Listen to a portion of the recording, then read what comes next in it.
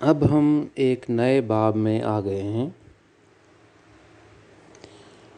Bible میں علامات جن کی وضاحت عیسیٰ نے نہیں کی ہے۔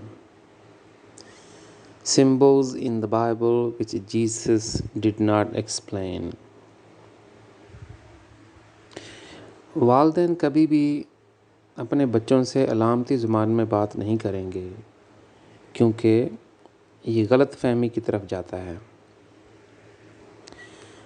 والدین اپنے بچوں کے ساتھ ہمیشہ پیاری اور سادہ زبان میں بات کرتے ہیں کیونکہ وہ ان کی زندگی میں نمایاں اور ان کی محبت کا اظہار ہوتے ہیں۔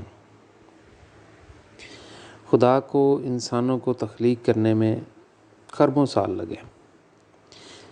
یہ کیسے ممکن ہے کہ محبت کا خدا جس نے ہمیں اپنی صورت پر بنایا ہے اپنے بچوں کے ساتھ پیچیدہ زبان میں اور علامتوں میں بات کرے؟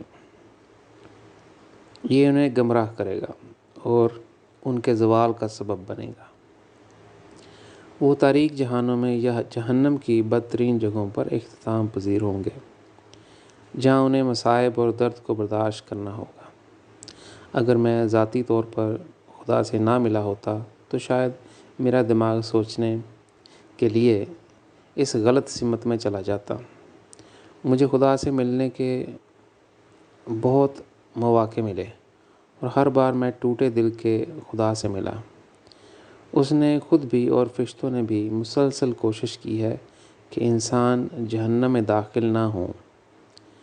خدا مجھے اس کے بارے میں درج ذیل الہی راز کو دریافت کرنے دیتا ہے۔ میں نے اپنی کتاب سچے لمحات خدا کے ساتھ میں بھی ظاہر کیا ہے۔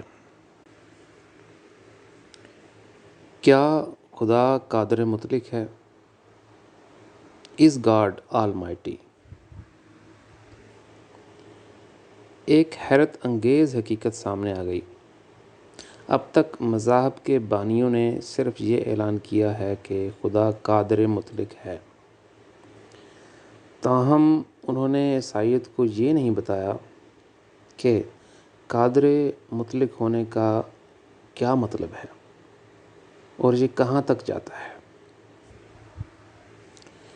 لیکن جو لوگ خدا کو نہیں مانتے وہ اکثر پوچھتے ہیں کہ یہ خدا کہاں ہے؟ آج تک زمین پر بہت سی جنگیں ہو چکی ہیں۔ آج بھی ہمارے کرۂ ارض کے کئی بر اعظموں میں لوگ بھوک سے مر رہے ہیں،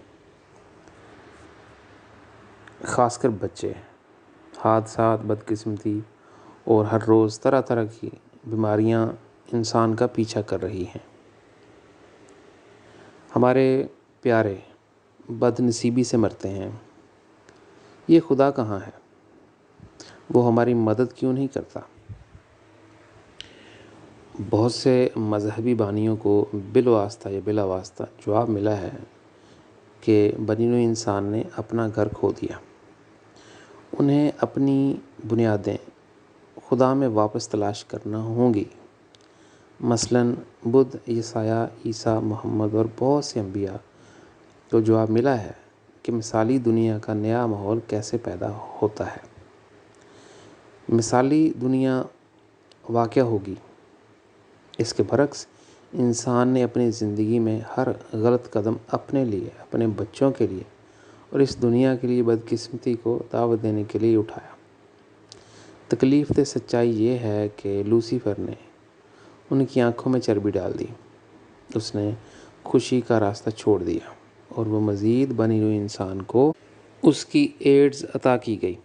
اسی لیے نئی دنیا کا کبھی ادراک نہیں ہوا، حتیٰ کہ حق تعالیٰ نے بہت سے انبیاء کے ذریعے اس کا وعدہ کیا تھا۔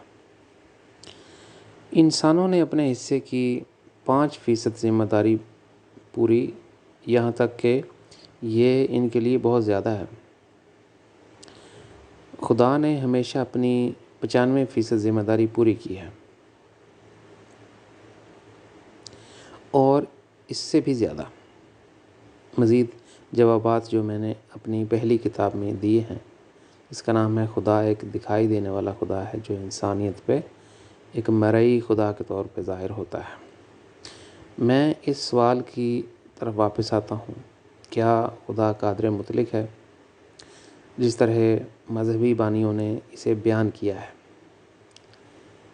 یہاں میں یہ بتانا چاہتا ہوں کہ خدا نے اس کے بارے میں مجھ پر کیا نازل کیا۔ خدا کی قدرت اس کے نقطہ نظر سے، The Almightiness of God from His point of view۔ ایک آدھی رات کو میں جنگل میں اسی جگہ خدا سے دعا کر رہا تھا جہاں میری ملاقات ہوئی تھی۔ خدا کا نور آیا اور مجھے لے اڑا۔ میں عمودی طور پر اڑ رہا تھا۔ ان گنت مختلف جنتوں کو عبور کرنے کے بعد میں نے ابدیت میں خدا سے ملا۔ وہ خلا میں بیٹھا تھا۔ میں قریب گیا اور اس کے سامنے جھک گیا۔ میں نے اپنا چہرہ اوپر اٹھایا اور خدا سے کہا، میں نے تجھ سے نہ کوئی جنت مانگی نہ کوئی شان، کیونکہ جب سے میں بچپن میں تجھ سے ملا ہوں تو ہی میری جنت ہے اور تو ہی میرے لیے سب کچھ ہے۔ مجھے سب کچھ مل گیا جس دن تو نے مجھے اپنی مہربانی اور محبت دی ہے۔ تیرے سوا میری کوئی خواہش نہیں۔ صبح سے شام تک اور زندگی کے ہر لمحے میں دل کی گہرائیوں سے میں تیرا بہت شکر گزار ہوں کہ تو نے وقتاً فوقتاً مجھے تجھ سے ملنے کا موقع دیا۔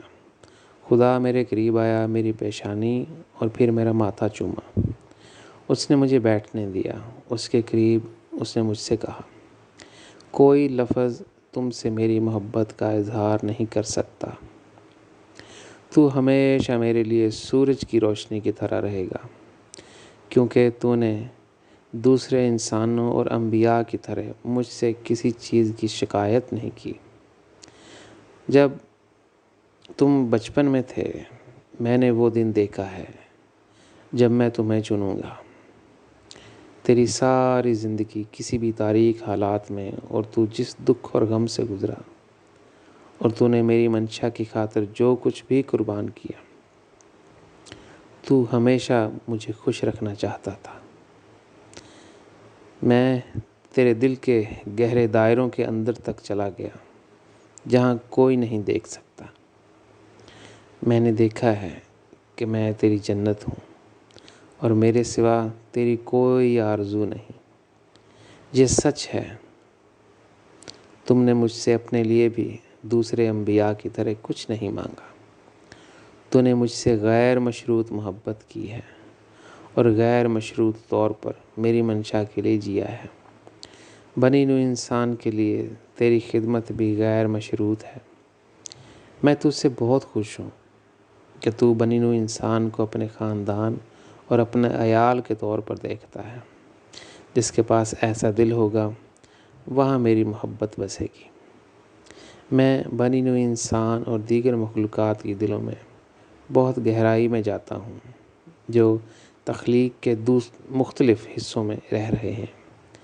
میں دیکھ سکتا ہوں کہ وہ کیسے جیتے ہیں اور وہ اپنی زندگی میں کیا حاصل کرنا چاہتے ہیں۔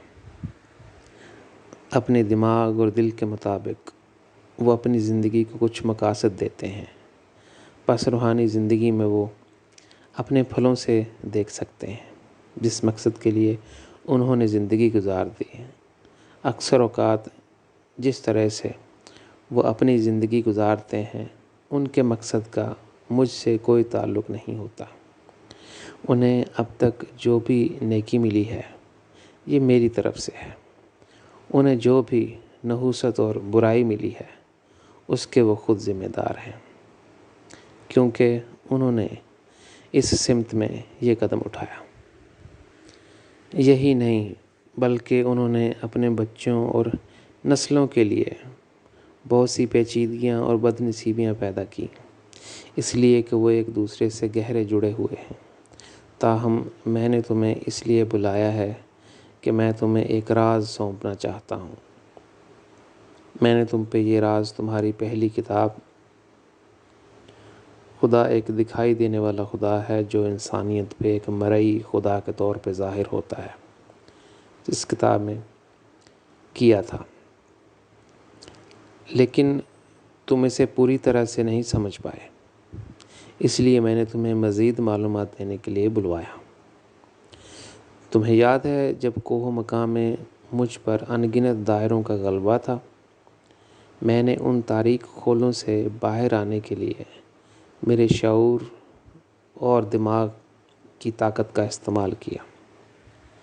اس کے باوجود میں ان تاریک دائروں سے باہر نہ آ سکا جو مجھ پر حاوی تھے، حتیٰ کہ میں اپنے ارد گرد سے واقف ہو گیا۔ آرزو تو موجود تھی، لیکن یہ اندھیرے ازل سے نکلنے کے لیے کافی نہیں تھے۔ میرا جذبہ وہ مرکزی طاقت تھی جس سے روشنی شروع ہو سکتی تھی، کیونکہ میں شدت سے باہر آنا چاہتا تھا۔ کوئی کوہ مقام میرے خالی پن، میری تنہائی اور میری اداسی تک نہیں پہنچ سکتی۔ مت بھولنا کہ میں روشنی کا خالق ہوں اور اندھیروں کا خالق نہیں۔ اندھیرا میرے سامنے ابدیت میں موجود تھا۔ سب سے پہلے میں نے 19 مخلوقات پیدا کی جو بالکل میرے جیسے ہیں۔ بہرحال میں ان کا بھی خدا ہوں۔ تو نے انہیں دیکھا ہے اور تو ان سے ملا ہے۔ وہ کسی بھی تاریک بلیک ہولز سوراخ سے گزر کر ایک نئے کوہ مقام کے دوسرے کنارے تک پہنچ سکتے ہیں، کیونکہ میں نے انہیں اپنی روشنی دی ہے۔ ان کا میرے ساتھ دل اور روح میں عمودی، متحد اور مطلق رشتہ ہے۔ میں تمہیں ان میں شمار کرتا ہوں، لہٰذا ہم میرے سمیت 21 ہیں۔ لوسیفر بعد میں پیدا ہوا، سنہری یا نیلے جہان میں نہیں، بلکہ سفید روشنی کے جہانوں میں۔ وہ سفید روشنی کے جہانوں میں موجود 52 مخلوقات میں سے ایک تھا، جس نے بہت سے رازوں کو دریافت کر لیا۔ لوسیفر کو دیگر 51 مخلوقات کے ذریعے مزید تفصیلی وضاحت اور بہت کچھ معلوم ہوا۔ بہت سی تفصیلات اتنی پیچیدہ ہیں کہ تم بھی ان سب کو نہیں جانتے۔ سب سے گہرا راز جو لوسیفر نے دریافت کیا وہ یہ کہ اگر کسی کا میرے ساتھ گہرا جذباتی محبت کا رشتہ نہیں ہے تو اس شخص کی روح میں روشنی شروع نہیں ہو سکتی۔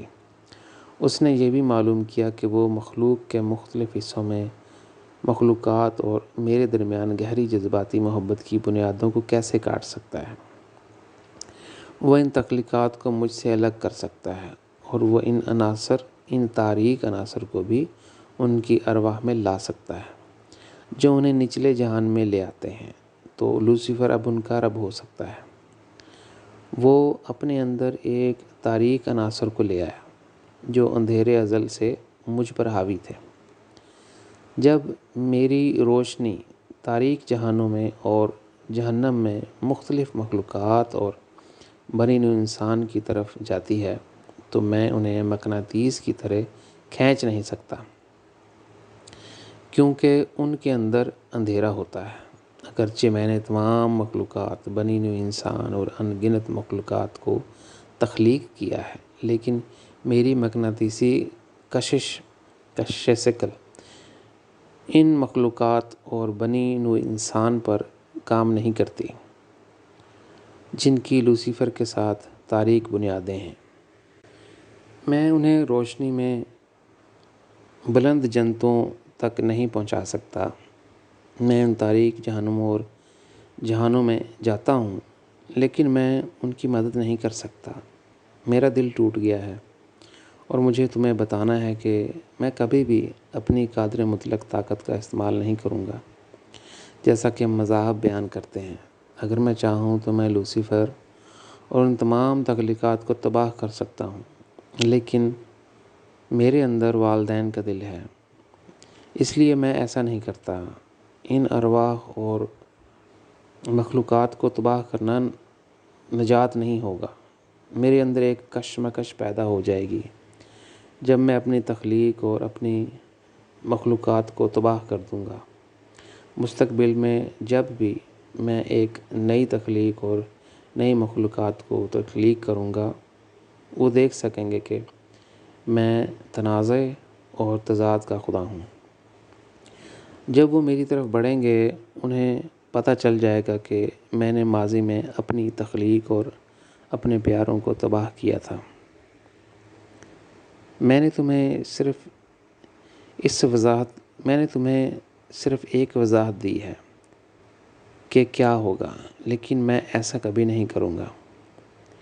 اگر تم بنی نوع انسان کے والدین کے دلوں کو ایک ساتھ لے لو تو پھر بھی ان کی اپنے پیاروں کے لیے محبت بیان نہیں کر سکتی کہ جتنی میں ان میں سے ہر ایک سے کتنی محبت کرتا ہوں۔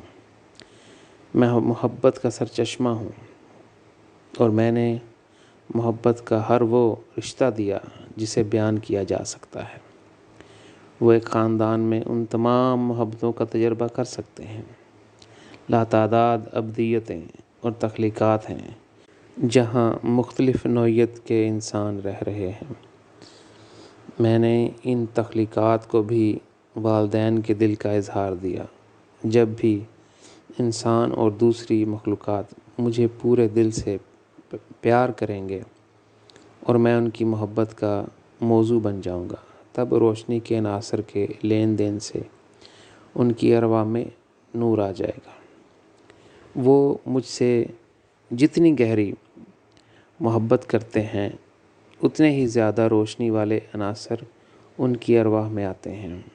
میری روشنی سے ایسی ارواح کوہ مکاں میں آزاد ہو جاتی ہیں، اور وہ میرے ساتھ اپنے پیار کے رشتے کے مطابق روشنی کی رفتار یا روشنی کی کثیر رفتار سے پرواز کر سکتی ہیں۔ وہ تخلیق ابدیت یا جنتوں کے کسی بھی حصے میں چند لمحات یا ایک سیکنڈ میں بھی ہو سکتے ہیں۔ وہ میری محبت میں اپنی نشوونما مکمل کر سکتے ہیں۔ آسمانی مخلوق جن کے پاس میری روشنی ہے، وہ جہنم اور تاریک جہانوں میں میری وجہ سے جاتے ہیں، تاکہ ان ارواح کو اندھیرے سے الگ کرنے کے لیے صحیح قدم اٹھانے کی ترغیب دیں۔ جیسا کہ تم جانتے ہو، وہ بہت کم نتیجہ لاتے ہیں، کیونکہ لوسیفر نے اس عمل کو جہنموں میں تقریباً ناممکن بنا دیا ہے۔ بے شمار درمیانی اور غیر جانبدار جہانوں میں وہ آسمانی مخلوق نسبتاً نتیجہ لاتی ہے۔ یہ اس بات پر منحصر ہے کہ ان ارواح میں کتنی تاریکی اور نسبتاً روشنی ہے۔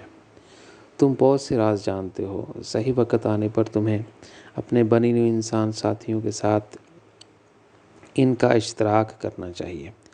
لوسیفر نے اپنی بیماری لاتعداد مخلوقات کو دی ہے، اور وہ اس کی طرح بن گئے ہیں۔ جہنموں میں ان کے پاس بہت سی بنیادیں ہیں اور وہ اس کے پابند ہیں۔ ان کی ارواح میں بہت اندھیرا ہے اور انہوں نے کئی جہنموں کو بڑھا دیا ہے۔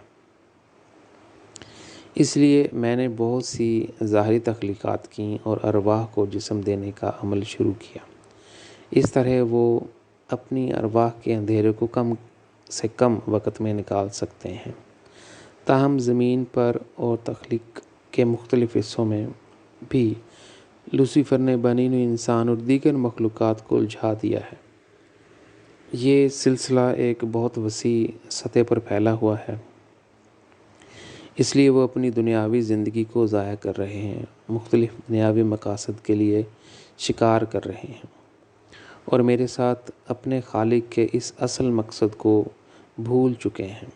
لہٰذا اپنی زندگی کے اختتام پر جب وہ روحانی دنیا میں جاتے ہیں تو کوئی چیز ان کی مدد نہیں کرتی، کیونکہ میرے بغیر روحانی زندگی میں سب کچھ بے معنی ہے۔ میرے پیارے بیٹے، تیرا شکر ہے کہ تو میرے دل پر دستک دینے کے لیے اتنی دور تک آیا تاکہ میں تمہیں یہ حقیقت بتا سکوں۔ اگر انسان پوچھے کہ یہ سچ پہلے کیوں ظاہر نہ ہو سکا، پھر تم ان سے ایک اور راز کھول دینا۔ روحانی سفر دل کی زندگی ہے، اور دل براہ راست مجھ سے جڑا ہوا ہے۔ میں دل کا موضوع اور اصل منزل ہوں۔ وہاں ارواح اپنی نشو و نما کے مطابق مشاہدات اور تجربات کرتی ہیں۔ 4 وجوہات جن کی وجہ سے بنی نوع انسان کو اپنا حقیقی گھر نہیں مل سکا۔ 4 reasons why mankind could not find their true home۔ خدا کے اندھیرے ازل سے نکلنے میں ایک ناقابل فہم وقت لگا۔ وہ کیوں اپنے بچوں کو ایسی بری جگہوں پر پھینکے گا جہاں وہ سانس بھی نہ لے سکیں؟ اس نے تمام مخلوقات اور اپنے بچوں کو محبت کی خاطر پیدا کیا۔ خدا کے شعور میں آنے کے بعد اس کے اندر محبت کا احساس پیدا ہوا۔ اس کے اصل شعور اور محبت کے جذبات کے درمیان لین دین کے ذریعے اس کی آفاقی بنیادی قوت توانائی موجود میں آئی اور خدا روشنی پیدا کر سکتا تھا اور اندھیرے خول کو توڑ سکتا تھا۔ شروع میں یہ ایک بہت چھوٹی چنگاری تھی، لیکن یہ بہت وسیع سطح تک پھیل گئی۔ زندگی محبت کی وجہ سے وجود میں آئی۔ اسی اصول سے خدا نے ہماری رہنمائی کی ہے۔ اگر بنی نوع انسان اس طرز پر چلیں تو وہ اپنی روح میں روشنی حاصل کر سکتے ہیں۔ خدا وہ لازمی ذریعہ ہے جس کے ذریعے ہم اس کے لین دین کے ذریعے سچائی اور محبت کی زندگی حاصل کر سکتے ہیں۔ خدا نے انسان کو وجود میں لانے کے لیے سب کچھ کیا ہے۔ اب انسان بہت مغرور اور خود غرض ہے اور اپنی جہالت میں جی رہا ہے۔ وہ اس منبع تک نہیں آنا چاہتے جہاں وہ پیاسے اور بھوکے نہیں رہیں گے اور جہاں انہیں اپنی لازوال خوشی ملے گی۔ اس معاملے میں قصور انسان کا ہے۔ 4 وجوہات ہیں کیونکہ بنی نوع انسان کو اپنا حقیقی گھر نہیں مل سکا۔ سب سے پہلے وہ اندھیرے کو اپنے اندر پیدا کرتا ہے اور یہی وجہ ہے کہ خدا اور فرشتوں کی کشش کی مقناطیسی قوت انہیں روشنی میں نہیں لا سکتی۔ دوسرا، بنی نوع انسان نے پوری انسانی تاریخ میں تمام انبیاء کو رد کیا۔ اس نے ان کے لیے اور آنے والی نسلوں کے لیے بھی ایک بڑی الجھن اور بہت زیادہ تکلیفیں پیدا کر دی ہیں۔ میرا مشاہدہ بتاتا ہے کہ پوری انسانی تاریخ میں کسی نبی یا مسیح کو کسی نسل نے قبول نہیں کیا۔ انہوں نے اپنا مشن چھوڑ دیا کیونکہ وہ معاشرے میں الگ تھلگ یا سزا یافتہ تھے۔ انہیں قتل یا سولی پر چڑھایا گیا تھا۔ بنی نوع انسان کے لیے یہ ہمیشہ آسان رہا ہے کہ وہ لوسیفر، جو بعد میں ابلیس بن گیا، کو غلطی کا الزام دے، لیکن وہ بھول گئے کہ وہ اس کے سب سے مضبوط ساتھی ہیں۔ انسانوں نے اپنی نسلوں اور آنے والی نسلوں کو بھی گمراہ کیا ہے اور یہی وجہ ہے کہ وہ جہنم میں داخل ہو گئے، جہاں انہیں دکھ اور تکلیفیں برداشت کرنی پڑ رہی ہیں۔ تیسرا، انبیاء خدا اور جنتوں کے پیغامات کو واضح طور پر نہیں سمجھ سکتے ہیں کیونکہ ان کی روحانی ترقی اتنی زیادہ نہیں تھی۔ انہوں نے خدا کے انکشافات کو اپنے خیالات کے ساتھ ملایا۔ اس کے ذریعے انہوں نے اپنے مذاہب بنائے اور بنی نوع انسان کا درمیانی نقطہ بن گئے۔ چوتھا، عیسیٰ، صوفیہ یا بہت سے دوسرے انبیاء نے بہت سی علامتوں میں بات کرنا شروع کی۔ انہوں نے اپنے قریبی پیروکاروں کو صرف چند علامتوں کا مطلب بتایا، بس جیسا کہ عیسیٰ نے کیا۔ بہرحال ہر حال میں انسان ذمہ دار ہیں۔ وہ خدا اور انبیاء کی طرف پیٹھ دکھا کر اپنے لیے بدنصیبی، درد، مصائب لائے اور نہ صرف تاریک جہانوں میں داخل ہوئے بلکہ اپنے بچوں کے لیے ان کی پیروی کرنے کی بنیاد بھی رکھی۔ بائبل کی علامتیں، سمبلز آف دا بائبل۔ میں نے فیصلہ کیا کہ میں عیسیٰ کی چند علامتوں کا مطلب بتاؤں تاکہ میرے بنے ہوئے انسان ساتھیوں کو صحیح تفہیم حاصل ہو کہ ہمارے ابدی زندگی کے لیے اس کا کیا مطلب ہے۔ اس لمحے میں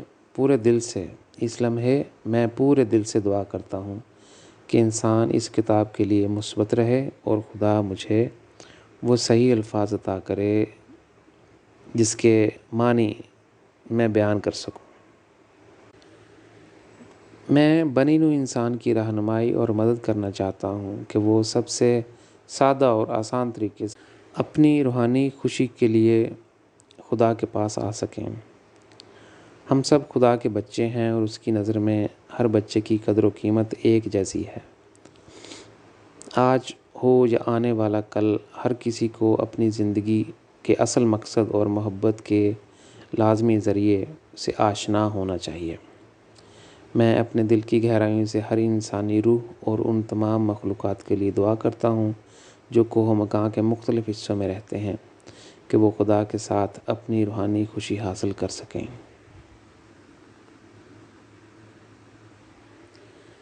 زندگی اور 10 کنواریوں کے بارے میں تمثیل۔ Parable about life and the 10 virgins۔ اب آئیے بائبل کے درج ذیل آیات پر گہری نظر ڈالتے ہیں۔ بائبل باب میتھیو نمبر 16 آیت 25-26۔ کیونکہ جو کوئی اپنی جان بچانا چاہتا ہے وہ اسے کھو دے گا، لیکن جو بھی میری خاطر اپنی جان کھو دیتا ہے اسے ڈھونڈ لے گا۔ کیا لوگوں کو کچھ ملے گا کہ وہ پوری دنیا جیت لیں لیکن اپنی جان گنوا دیں؟ ہرگز نہیں۔ اپنی زندگی کو دوبارہ حاصل کرنے کے لیے وہ کچھ بھی نہیں دے سکتے۔ بائبل کا ایک اور باب میتھیو باب 25 آیت 1-12۔ اس وقت آسمان کی بادشاہت ایسی ہوگی، ایک بار وہاں 10 جوان عورتیں تھیں جو اپنے تیل کے چراغ لے کر دولہا سے ملنے نکلیں۔ ان میں سے 5 بیوقوف تھیں اور باقی 5 عقل مند تھیں۔ بیوقوفوں نے اپنے چراغ تو لے لیے لیکن اضافی تیل اپنے ساتھ نہ لیا، جبکہ عقل مندوں نے اپنے چراغوں کے لیے تیل سے بھرے برتن لیے۔ دولہا کو آنے میں دیر ہو گئی، اس لیے عورتیں سر ہلا کر سو گئیں۔ آدھی رات ہو چکی تھی جب چیخ کی آواز آئی، یہ دولہا ہے، آؤ اور اسے ملو۔ 10 عورتیں بیدار ہوئیں اور اپنے چراغوں کو تراش لیا۔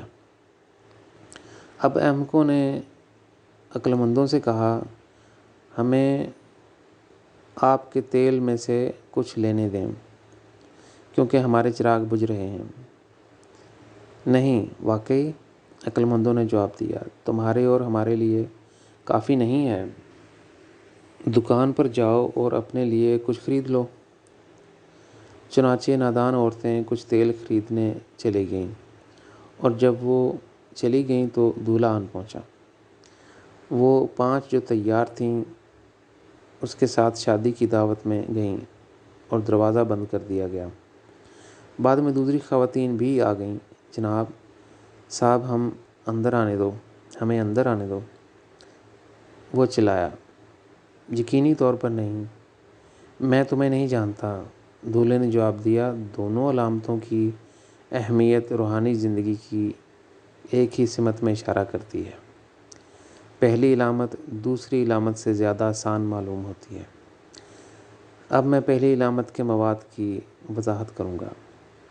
اگر ہم مشہور ہیں یا دنیا کی امیر ترین مرد یا عورت اور سب سے خوبصورت بیوی یا شوہر رکھتے ہیں، یا ہم پوری دنیا میں قبضہ کر سکتے ہیں، یا ہمارے پاس مختلف شعبوں میں سب سے زیادہ علم ہے، یا ہمیں بنی نوع انسان کی طرف سے بہت زیادہ پہچان یا عزت ملی ہے، ہم ساری دنیا کے لیے شہنشاہ بن جاتے ہیں، یا یہ تمام بیرونی مقاصد جن تک ہم پہنچ سکتے تھے آخر کار کوئی فائدہ نہیں دیتے۔ اس کا آسان جواب یہ ہے کہ ہم روحانی زندگی میں خالی ہاتھ آتے ہیں، کیونکہ ہمیں اپنا سب کچھ پیچھے چھوڑنا ہے۔ ہماری روح میں کوئی روشنی نہیں ہے، بدصورت، بوڑھا، مغرور، لالچی، خود غرض اور نفرت انگیز نظر آتا ہے، کیونکہ ہم نے زمین پر اپنی دنیاوی خواہشات اور مقاصد کی تکمیل کے لیے اپنے دماغ کا غلط استعمال کیا ہے۔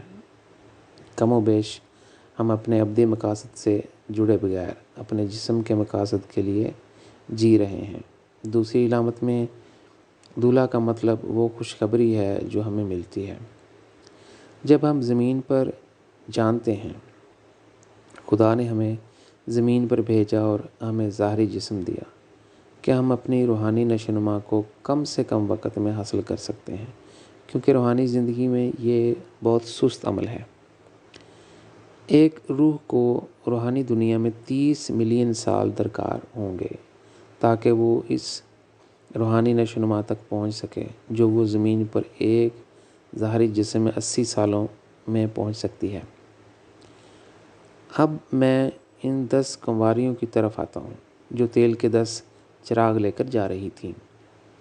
مطلب یہ کہ ہم کنوارے ہیں کیونکہ جب ہم زمین پر پیدا ہوتے ہیں تو ہم معصوم ہوتے ہیں۔ خدا نے ہماری پیدائش سے ہماری روحانی یاد کو کاٹ دیا جاتا ہے۔ ہم نے زمین پر اپنی پیدائش سے پہلے روحانی زندگی میں بھی بہت سی غلطیاں کیں۔ بہرحال یہ ایک اور موضوع ہے جس کی تفصیل میں ابھی نہیں جانا چاہتا، لیکن بعد میں اس کی وضاحت کروں گا۔ ایک بار جب ہم خدا کے ساتھ اپنے کمال کی طرف بڑھتے ہیں تو ہم روحانی زندگی میں 30 ملین سالوں سے زیادہ اپنی روحانی ترقی کا مشاہدہ کر سکتے ہیں۔ روشنی زمین پر ہمارے روحانی سفر کی علامت ہے۔ اگر ہم اپنی روحانی منزل سے واقف ہو جائیں تو روشنی حاصل کر لیں گے، اور اگر ہم بے خبر ہیں تو روشنی حاصل نہیں کر سکتے یا کھو دیں گے۔ آگہی یا بے خبری حقیقی سوچ کا سوال ہے۔ اگر ہمارا دماغ اور دل درست سمت میں چلتے ہیں تو ہم باشعور ہو جاتے ہیں۔ مثال کے طور پر ہم پوچھیں گے میں کہاں سے آیا ہوں، میں یہاں کیوں ہوں، زمین پر زندگی کا اصل مقصد کیا ہے، میں مرنے کے بعد کہاں جاؤں گا۔ یہ قدرتی طور پر ہر کسی کو زندگی کے مزید ضروری جوابات اور سچائی کے لیے پیاسا اور بھوکا بناتا ہے، جو ہماری روح کو بڑھنے میں مدد دیتے ہیں۔ بے خبری ہمیں مصنوعات اور مادی دنیا کا شکار بناتی ہے، جیسا کہ میں نے اوپر ذکر کیا ہے۔ ہم اپنی بیرونی کامیابیوں کے لیے مادیت پسندانہ میراتھن میں شامل ہوتے ہیں، جیسا کہ زیادہ تر لوگ کرتے ہیں۔ ان محدود مقاصد کے ذریعے ہم اپنا وقت ضائع کرتے ہیں۔ آخر میں ہمارے پاس تیل نہیں ہے، ہمارا جسم جس کی علامت تیل کے چراغ سے ہے مر جاتا ہے کیونکہ ہمارا وقت ختم ہو جاتا ہے۔ نوٹ: ایک ذہین شخص پوچھ سکتا ہے، عیسیٰ نے اپنی علامت میں 10 کنواریوں کو کیوں استعمال کیا اور 10 معصوم آدمی کیوں نہیں؟ سب سے پہلے نمبر 10 جنتوں کی تکمیل، مثالی دنیا کے احساس اور زمین پر خدا کی بادشاہت کی علامت ہے۔ معصوم آدمی علامتی طور پر یہودی لوگوں، فریسیوں اور فقیہوں کے لیے استعمال ہوئے ہیں جنہوں نے عیسیٰ کے مشن کو مسترد کر دیا اور اس کے لیے بہت سی پیچیدگیاں لائے۔ کنواریاں علامتی طور پر یہودی عورتوں کے لیے استعمال ہوئے ہیں، کیونکہ صرف خواتین ہی تھیں جنہوں نے عیسیٰ کی مدد کی اور اس کے لیے ہمدردی کا اظہار کیا۔ یہ مستقبل کے لیے بھی ایک نشانی ہے۔ جب زمین پر خدا کی بادشاہت کے حصول کے مشن کے ساتھ اگلا مرکزی شخص ظاہر ہوگا تو خواتین مردوں کے مقابلے میں زیادہ فعال کردار ادا کریں گی۔ یہ مردوں کے لیے افسوس کی بات ہے، لیکن یہ تلخ حقیقت ہے کہ زیادہ تر مرد ذمہ دار تھے کہ خدا کی بادشاہت اب تک قائم نہیں ہو سکی۔ مردوں نے بنیادی طور پر جنگیں کیں اور زمین پر مصیبتیں لائے۔ اس کا مطلب ہے کہ 21ویں صدی میں خواتین زمین پر خدا کی بادشاہت کے قیام کے لیے ایک پرامن اور فعال کردار ادا کریں گی۔ یہ عیسائیوں کی بڑی جہالت کی وجہ سے ہے کہ وہ دولہا کو عیسیٰ کی علامت کے طور پر لیتے ہیں۔ غریب اور امیر کے بارے میں مثال، پیرابل اباؤٹ پور اینڈ رچ۔ آئیے اب بائبل کے ایک باب میتھیو باب 5 آیت 3 لیتے ہیں۔ خوش نصیب ہیں وہ جو جانتے ہیں کہ وہ روحانی طور پر غریب ہیں، جنت کی بادشاہت ان کی ہے۔ یہ امیر اور غریب کی ایک سادہ سی وضاحت ہے۔ امیر ترین آدمی وہ ہے جو خدا کو پہچانا، جس نے خدا کو پہچانا۔ غریب وہ ہے جس نے خدا کو نہیں پہچانا یا اسے جاننا چاہتا تھا، لیکن مخلوط حوصلہ افزائی کے ساتھ نہیں۔ روحانی معنی کے لحاظ سے ایک شخص حقیقی غریب ہے جب اس کے پاس تمام مادی قسمت اور خوش قسمتی ہو، لیکن اس کے پاس ابدی دولت نہ ہو۔ اس کا مطلب یہ بھی ہے کہ اس کی روحانی نشوونما ناقص اور بہت کم ہے، لیکن اگر وہ روحانی عمل میں کوشش کرے تو زیادہ احساس ہوتا ہے اور اسے روحانی مسرت تک پہنچا سکتا ہے۔ ملے جلے محرک والے شخص کو زمین اور روحانی زندگی میں بھی فائدہ ہوتا ہے۔ وہ مختلف مذاہب کے ماننے والے ہیں، وہ لگن سے دعا کرتے ہیں، لیکن اپنی دعاؤں میں وہ خدا کے ساتھ کاروبار کرتے ہیں۔ موت کے بعد کی زندگی میں انہیں اچھے جہان میں سیاسی پناہ ملے گی، لیکن زیادہ تر وقت انہیں اپنے شریر مذہبی لوگوں کو بڑھنے میں مدد کرنے کے لیے نچلے جہان میں جانا پڑتا ہے تاکہ ان کے مذہب کی اصلاح کی جا سکے۔ اسی طرح وہ منفعت اور فائدہ حاصل کریں گے، اور جب وہ اپنی فردوس کے جہان میں واپس آئیں گے تو ان کے قیام کی اجازت طویل ہو جائے گی۔ ایک طویل کہانی کو مختصر کرنے کے لیے ہر وہ فائدہ جو مذہبی جذبوں کو ملی جلی ترغیب کے ساتھ حاصل ہوتا ہے صرف مشروط ہے۔ تاہم حقیقی امیر لوگ وہ ہیں جنہوں نے زمین پر خدا سے غیر مشروط محبت کی ہے، بہت سی صلیبیں لے چکے ہیں، تمام قسمت کھو چکے ہیں یا خدا کی منشا کے لیے اپنی جان بھی دے چکے ہیں۔ خدا ان کی ارواح کو فردوس اور بالا جنتوں میں بالکل آزاد کر دے گا۔ آزادی ایک الہی اور ابدی زندگی کا سب سے بڑا تحفہ ہے۔ ایسی روح غیر مشروط طور پر وہ سب کچھ حاصل کرے گی جو وہ فردوس یا جنتوں میں چاہے گی۔ اگر میں روحانی زندگی کے لحاظ سے غریب اور امیر کے فرق کی تفصیل میں گہرائی میں جاؤں تو میں اپنے اصل موضوع سے بہت دور چلا جاؤں گا کہ عیسیٰ نے خدا کی منشا پوری نہیں کی۔ اس لیے میں امیر اور غریب کی تعریف جلد بیان کروں گا۔ تمام مختلف مذاہب کے ماننے والے اپنے انبیاء کرام کے ماننے والے رہے ہیں، عبادتیں کیں اور ابدی زندگی میں مزید فائدہ حاصل کرنے کے لیے زمین پر بہت سی شرائط رکھیں۔ زیادہ تر وہ فرشتہ جہانوں میں فردوس کے آغاز میں داخل ہوئے اور وہاں سیاسی پناہ حاصل کی۔ جب میں پناہ کی بات کرتا ہوں تو اس کا مطلب ہے کہ وہ عام زمینی آدمیوں کی طرح نہیں تھے۔ وہ روحانی فائدہ حاصل کرنے کے لیے زمین پر بہت سے چیلنجز اور بہت سے مصائب سے گزرے۔ فردوس 3 مختلف مراحل پر مشتمل ہے: تشکیل، نشوونما اور تکمیل کے مراحل۔ ہر مرحلے میں ٹریلین ڈائمینشنز ہوتے ہیں۔ ان کی نشوونما روشنی کے مطابق ارواح مختلف جہانوں میں داخل ہوتی ہیں اور پناہ حاصل کرتی ہیں۔ دوسری طرف اپنے فائدے کے باوجود وہ فرشتہ دنیا کے قانون کی پابند ہیں۔ انہیں فرشتوں کے قوانین اور احکامات پر سختی سے عمل کرنا ہوگا۔ جب وہ قوانین کی نافرمانی کرتے ہیں اور نظام سے مطابقت نہیں رکھتے تو انہیں سزا ملتی ہے اور نقصانات بھی ہوتے ہیں۔ نتیجے کے طور پر انہیں بری ارواح کو بڑھنے میں مدد کرنے کے لیے طویل عرصے تک جہنم کے نچلے حصوں میں جانا پڑتا ہے۔ اس کے ساتھ ساتھ انہیں اپنی غلطیوں کو درست کرنا ہوگا اور اپنی روحانی ترقی کو درست کرنا ہوگا تاکہ وہ فردوس میں اپنے جہانوں میں واپس جانے کے اہل ہوں۔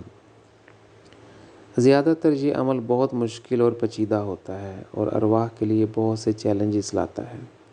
کئی بار ان میں اتنی زیادہ پیچیدگیاں شامل ہوتی ہیں کہ ارواح اپنے جہان میں واپس نہیں آ سکتی۔ میں روحانی دنیا میں ایسے بے شمار حالات کا مشاہدہ کر سکتا ہوں، لیکن میں اس موضوع کو یہیں ختم کرتا ہوں۔ حقیقی ارواح جنہوں نے خدا کی منشا کے لیے ہر قسمت کو کھو دیا ہے، آزاد اور خود مختار ہیں۔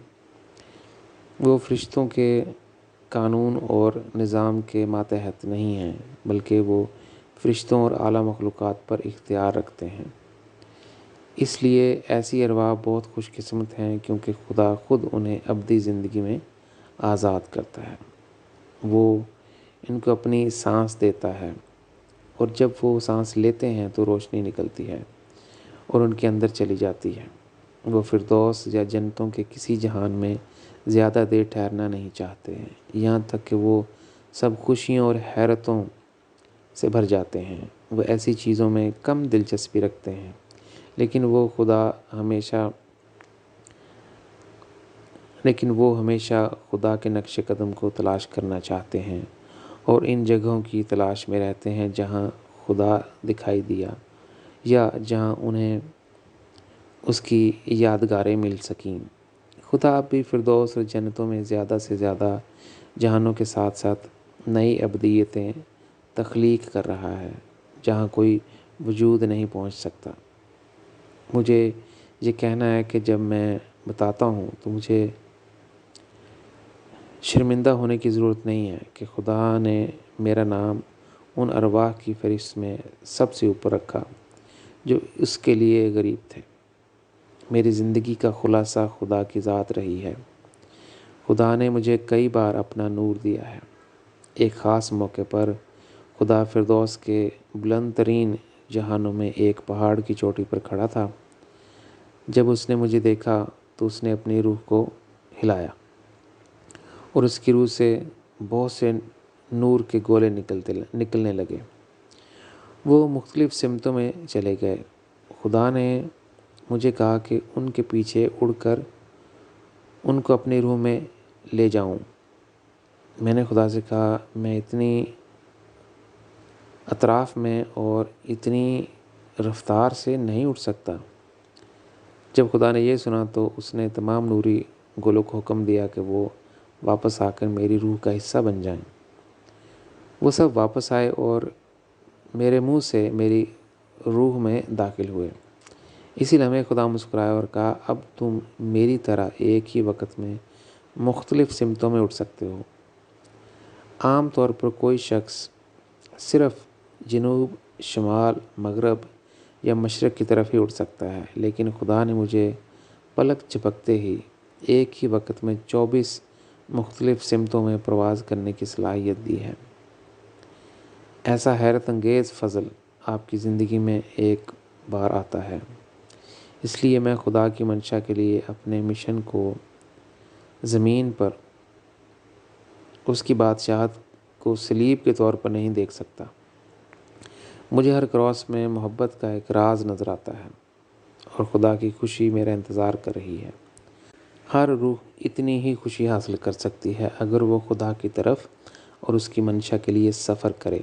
عیسیٰ نے اس کا ذکر کیا ہے بائبل کے باب ماؤنٹ 5:6 میں، مبارک ہیں وہ جو راست بازی کے بھوکے اور پیاسے ہیں کیونکہ وہ مطمئن ہو جائے گا۔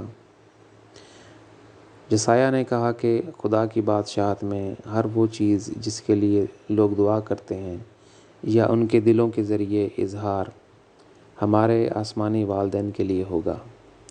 خدا ہر ایک کے لیے خوشی اور غم کا مجسمہ بن جاتا ہے۔ یہ سمجھنے کے لیے کہ خدا کی بادشاہت میں اداسی کیوں بولتی ہے، ہمیں درج ذیل تفصیلات کو جاننے کی ضرورت ہے۔ اگر کوئی اپنی زندگی خدا اور اس کی منشا کے لیے وقف کر دیتا ہے تو یہ شخص اسے زیادہ شدت سے جاننا چاہتا ہے۔ اس طرح لوگ خدا کی خوشی کا تجربہ کریں گے، بلکہ اس کے ٹوٹے ہوئے دل، خالی پن اور اداسی کا بھی تجربہ کریں گے جس میں ہمارا آسمانی والدین ہمیشہ کے لیے جی رہا تھا۔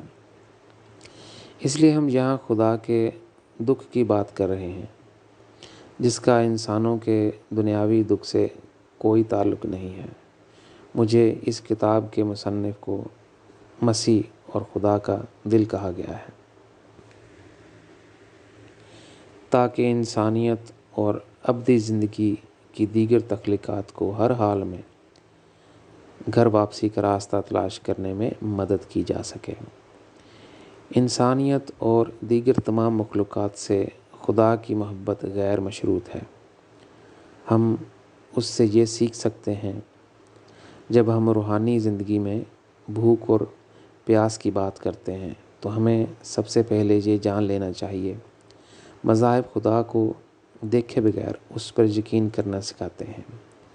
ایمان اور بھروسہ جلد اور ہڈیوں کی طرح ایک دوسرے سے جڑے ہوئے ہیں، یا ایک ندی کے آغاز اور اختتام کی طرح ایک دوسرے سے تعلق رکھتے ہیں۔ لوگ جو مذہبی نہیں ہیں، اگر وہ کسی شخص پر یقین رکھتے ہیں تو اس پر بھروسہ کرتے ہیں۔ کسی پر یقین کرنے کا مطلب یہ ہے کہ ہم مثبت سوچیں اور اپنے دلوں کو خدا کے لیے کھولیں، جسے ہم ابھی تک نہیں دیکھ سکتے، کیونکہ ہم اسے ہر طرح سے جاننا چاہتے ہیں۔ صرف بیوقوف لوگ جو منفی سوچتے ہیں اور خدا اور روحانی زندگی کو شروع سے ہی مسترد کرتے ہیں، اور ان کے لیے ان کی مذہبی زندگی میں پہلے سے ہی دروازے بند کر دیتے ہیں۔ ہمیں بیوقوف لوگوں سے تعلق نہیں رکھنا چاہیے، صرف اس لیے کہ ہم یہاں زمین پر اپنے روحانی سفر کے آغاز میں اندھے ہیں۔ اگر ہم خدا کے لیے تڑپتے ہیں تو ہمارے روحانی حواس بالکل فطری طریقے سے کھلتے ہیں۔ یہ روحانی علم حاصل کرنے کی چابی ہے۔ اگر آپ کو پیاس لگتی ہے تو آپ چشمے یا کنویں سے پیتے ہیں۔ اگر ہماری روح سچائی اور حقیقی ماخذ ہمارے خالق کے لیے واقعی پیاسی ہے تو ہمارے روحانی حواس آہستہ آہستہ ہماری روحانی خواہش کو پورا کرنے کے لیے ایک تاریک تہہ خانے میں کھل جائیں گے۔ مثال کے طور پر ہمیں سورج کی روشنی کو اندر جانے کے لیے صرف کھڑکی کھولنی ہوتی ہے۔ اگر اس تہہ خانے میں کھڑکی نہیں ہے تو ہم اس جگہ کو چھوڑ کر باہر چلے جاتے ہیں تاکہ ہم سورج کی روشنی کا تجربہ کر سکیں۔ تاہم زمین پر ایسے لوگ ہیں جو سورج کی روشنی نہیں دیکھتے، کیونکہ وہ اپنے ہاتھوں سے اپنے چہرے کے سامنے چھپا لیتے ہیں اور سب کو اعلان کرتے ہیں کہ صرف اندھیرا ہی غالب ہے۔ سورج کی روشنی کو دیکھنے کے لیے کسی کو ان سیاہ لوگوں کی مدد کرنے کی ضرورت ہے۔ روحانی زندگی کی اصل حقیقت ہم پر تب ہی آشکار ہوگی جب ہماری روحانی بھوک اور پیاس زندگی اور محبت کی حقیقی ابتدا کا تقاضا کرتی ہے۔ خدا ہی سچا ذریعہ ہے جو تمام ندیوں اور دریاؤں کو مسلسل پانی فراہم کرتا ہے تاکہ وہ بہتے رہیں اور خشک نہ ہوں۔ اس لیے روحانی علم حاصل کیے بغیر خدا کا انکار کرنا حماقت اور بیوقوفی ہے۔ روحانی علم اس بات کو سمجھنے کی بنیاد ہے کہ زندگی چلتی ہے۔ موت اختتام نہیں بلکہ ابدی زندگی کا آغاز ہے۔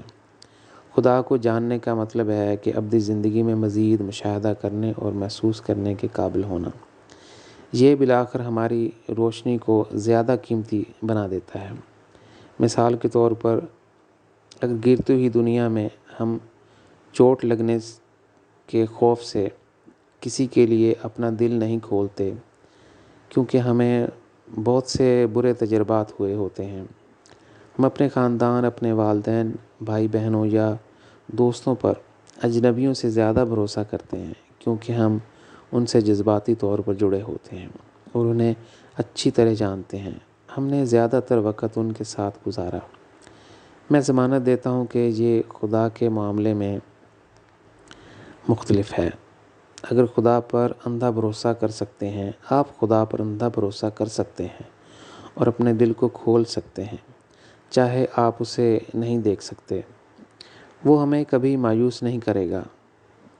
یہ فرض کرتا ہے کہ ہم خدا کو غیر مشروط طور پر جاننا چاہتے ہیں اور اس سے امید نہیں رکھنا چاہتے ہیں، اپنے کاروباری مسائل کو حل کرنا چاہتے ہیں یا اپنی نفسیاتی خواہشات کو پورا کرنا چاہتے ہیں۔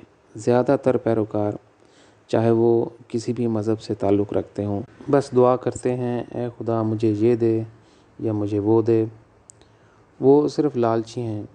ایسی دعاؤں سے نہ صرف آسمان کے فرشتے تھکتے ہیں بلکہ گرے ہوئے فرشتے بھی انسان کے لیے کافی ہوتے ہیں۔ وہ ان فضول دعاؤں کو اتنی دور جانے نہیں دیتے بلکہ زمین پر واپس پھینک دیتے ہیں۔ ہمیں اپنی دعاؤں کا آغاز درج ذیل الفاظ سے کرنا چاہیے: اے میرے خالق، اے میرے خدا، تو میرے کان، آنکھ اور دل ہو جائے۔ اے میرے آسمانی والدین، تو نے میرے اندر مجھے سننے اور دیکھنے کی صلاحیت دی ہے اور میرا دل محبت کا جذبہ ہے۔ مہربانی کر کے مجھے بتا کہ میں تجھے خوش کرنے کے لیے تجھے کیا دوں یا کیا کروں۔ میں تجھے اپنے پورے دل سے جاننا چاہتا ہوں۔ میں چاہتا ہوں کہ تو میرے دل کی منزل بن جاؤ۔ اے سچے والدین، میں ہر قسمت کھونے کے لیے تیار ہوں، لیکن تجھے ہارنے کا سوچ بھی نہیں سکتا۔ میں نہیں جانتا کہ اگر میں تجھے اور تیری محبت کو کھو دیتا ہوں تو میں کیا کروں گا۔ تمہیں کھو دینے کے بعد میری زندگی کا کوئی مطلب نہیں رہتا۔ میں نے اپنے جذبات کو الفاظ کے ذریعے بیان کرنے کی کوشش کی تاکہ اپنے بنی نوع انسان ساتھیوں کو دکھایا جا سکے۔ حوصلہ افزائی اور جذبات کے لیے ہمیں اپنے آسمانی والدین سے دعا کرنی چاہیے۔ اس سے کوئی فرق نہیں پڑتا کہ ہم کون سے الفاظ استعمال کرتے ہیں، صرف یہ اہم ہے کہ ان کا ہمارے لیے کیا مطلب ہے۔ رات کو 2 بجے اس طرح دعا کرنا ضروری ہے تاکہ آپ اپنے روحانی حواس کھول سکیں، آپ فردوس، جنتوں، خدا کی گہری بنیادوں پر جاننے کے لیے روحانی رجحان کا مشاہدہ کر سکیں، کیونکہ خدا اور فرشتے ہمارے ساتھ ایک مثبت بنیاد تلاش کرنا شروع کر دیتے ہیں۔ اگرچہ خدا اور آسمانی مخلوق اپنے تعلقات کا آغاز مثبت یقین اور بھروسے پر کرتے ہیں، لیکن وہ اس مقام پر نہیں رکتے۔ زیادہ تر مذہبی لوگ اس مقام پر رک جاتے ہیں کیونکہ عبادت ان کے لیے ایک معمول کی مشق بن جاتی ہے۔ ہماری دعاؤں کو معمول نہیں بننا چاہیے، بلکہ ہمیں اپنے دل اور احساس کو اس میں شامل کرنا چاہیے، جیسے ہم اپنے پیاروں کے لیے ترس رہے ہوں۔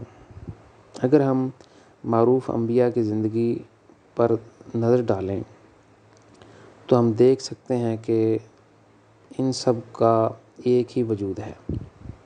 مشترکہ چیز: مہاتما بدھ نے کہا کہ خدا جنگل میں سوتا ہے۔ عیسیٰ رات کے وقت پہاڑ پر دعا کرنے گیا، یہاں تک کہ محمد نے اپنا زیادہ تر وقت ایک اونچے پہاڑ پر نماز کے لیے گزارا۔ جب میں 12 سال کا تھا تو خدا کا شدت سے انتظار کر رہا تھا۔ میں نے اپنا زیادہ تر وقت جنگل میں گزارا پہاڑ اور جنگلات فطرت کے پرسکون اور بظاہر اچھوتے دلکش مقامات ہیں جو دماغ کو مادیت پر مبنی دنیا کی مراٹھن کا پیچھا کرنے سے اچانک روک دیتے ہیں۔ ہمارے شور مچانے والے ماحول کے فتنوں سے الگ ہو کر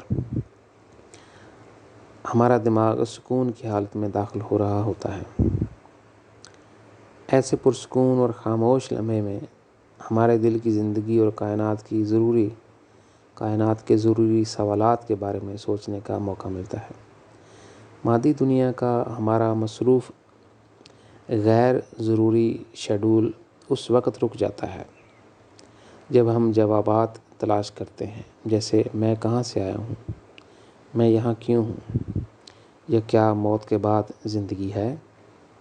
ایک بار جب ہم ایسے خاموش لمحات میں مثبت طور پر دعا کرنا شروع کر دیتے ہیں تو خدا اور فرشتے ہمارے ساتھ ایک روحانی بنیاد تلاش کرنا شروع کر دیتے ہیں۔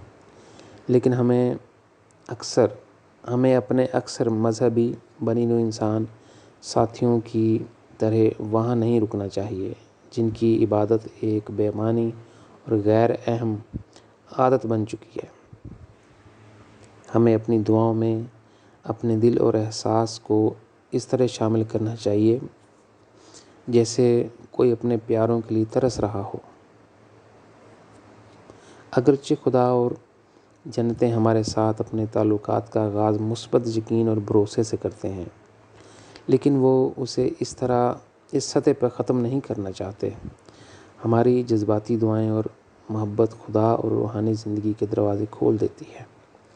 ہمیں اپنی روحانی زندگی میں ہمیشہ ایک موسیقار کی طرح باخبر رہنا چاہیے جو اس کا ذمہ دار ہے کہ اس کے موسیقی کے آلے سے آواز پیدا ہوتی ہے۔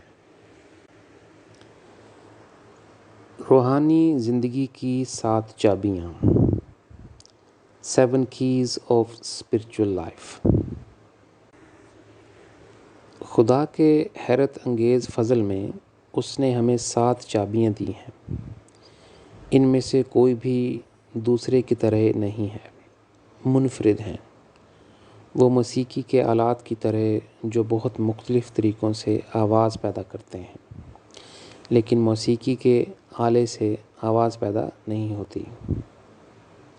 جب آپ اسے صرف دیکھتے ہیں اور اسے بجانے کی بجائے دیوار پر یادگار کے طور پر لٹکا دیتے ہیں، تاہم ان آلات کی آواز اور مقصد کو جاننے کے لیے انہیں صحیح طریقے سے عبور کرنے کے لیے کافی مشق کی ضرورت ہوتی ہے۔ لیکن اگر ہم کامیاب ہو جاتے ہیں تو ہم روحانی زندگی کا مشاہدہ کر سکتے ہیں، فرشتوں سے مل سکتے ہیں، ہر مطلوبہ جنت میں سفر کر سکتے ہیں اور خدا کو بھی پا سکتے ہیں۔ 7 آلات جسم، دماغ، شعور، ضمیر، دل اور روح ہیں، اور خدا خود، اگرچہ میں نے اپنی کتاب جس کا نام ہے خدا ایک دکھائی دینے والا خدا ہے جو انسانیت پہ ایک مرئی خدا کے طور پہ ظاہر ہوتا ہے، میں بہت تفصیلی معلومات دی ہیں، لیکن میں اسے بہت جلد ایک بار پھر بیان کرنا چاہتا ہوں۔ ہمیں ہمیشہ یاد رکھنا چاہیے کہ روحانی زندگی کی کھڑکی کھولنے کے لیے دل ہی چابی ہے، کیونکہ روحانی زندگی میں خدا سے ملاقات اور مشاہدہ قلب کی زندگی سے ہی ممکن ہے۔ باقی آلات ہمیں اپنے روحانی مشاہدات، مختلف روحانی وضاحتوں کو سمجھنے اور روحانی زندگی میں الہی علم کے مطابق ترقی کرنے میں مدد کریں گے۔ اگر ہم ان دروازوں کو کھولنے کا انتظام کرتے ہیں تو یہ ہر شخص پر منحصر ہے کہ وہ روحانی طور پر کتنا آگے بڑھتا ہے۔ کچھ لوگ اپنی روحانی نشوونما میں کنڈرگارٹن کی عمر تک نہیں پہنچ پاتے ہیں۔ دوسروں کے پاس پرائمری یا سیکنڈری تعلیم کی صلاحیت ہے، اعلیٰ تعلیم میں داخلے کی اہلیت حاصل ہے یا یونیورسٹی سے تعلیمی ڈگری حاصل کی ہے، جس طرح بیرونی دنیا میں علم اور اپنی صلاحیتیں کیریئر کے راستے طے کرتی ہیں، انسان کی روحانی نشوونما اس کی روحانی صلاحیتوں اور روحانی علم پر منحصر ہے۔ روحانی دنیا میں فرشتے خدا کی طرف سے دیے گئے ہر فرد کی منفرد قدر جانتے ہیں۔ آپ کی منفرد قدر کے مطابق فرشتے آپ کو فردوس اور جنتوں میں خدا کی روشنی اور خوبصورتی میں مزید بڑھنے میں مدد کرتے ہیں۔ پہلے آلے کے طور پر جسم کا مقصد ہمارے دماغ کو مختلف روحانی مشقوں اور عبادات کے ذریعے سکون کی حالت میں لانا ہے۔ ایک بار دماغ دوسرے آلے کے طور پر امن کی حالت میں ہے، اس کا کام ہمیں بیداری کی حالت میں لانا ہے۔ اس کا مطلب ہے کہ ہم جو کچھ بھی کرتے ہیں ہمیں اس کے نتائج سے آگاہ ہونا چاہیے۔ ایک بار جب ہم آگاہ ہو جائیں تو ہمارے شعور کو ہمارے ضمیر کی مدد کرنی چاہیے۔ ضمیر اپنے آپ کو ایک جج کی طرح ہے جو ہمیں بتاتا ہے کہ کیا صحیح ہے اور کیا غلط۔ اگر ضمیر سب کے اندر میں کام کرے تو ہمیں پولیس اور عدالتی نظام کی ضرورت نہیں۔ جب ضمیر اپنے عروج کو پہنچتا ہے تو وہ ہمیں اندھیروں سے روشنی کی طرف لے جاتا ہے، اور اس کا آخری مقصد حق کی راہ پر ہماری مدد کرنا ہوتا ہے۔ سچائی افقی اور عمودی ہے۔ سچائی کی تعریف نسبتی ہے۔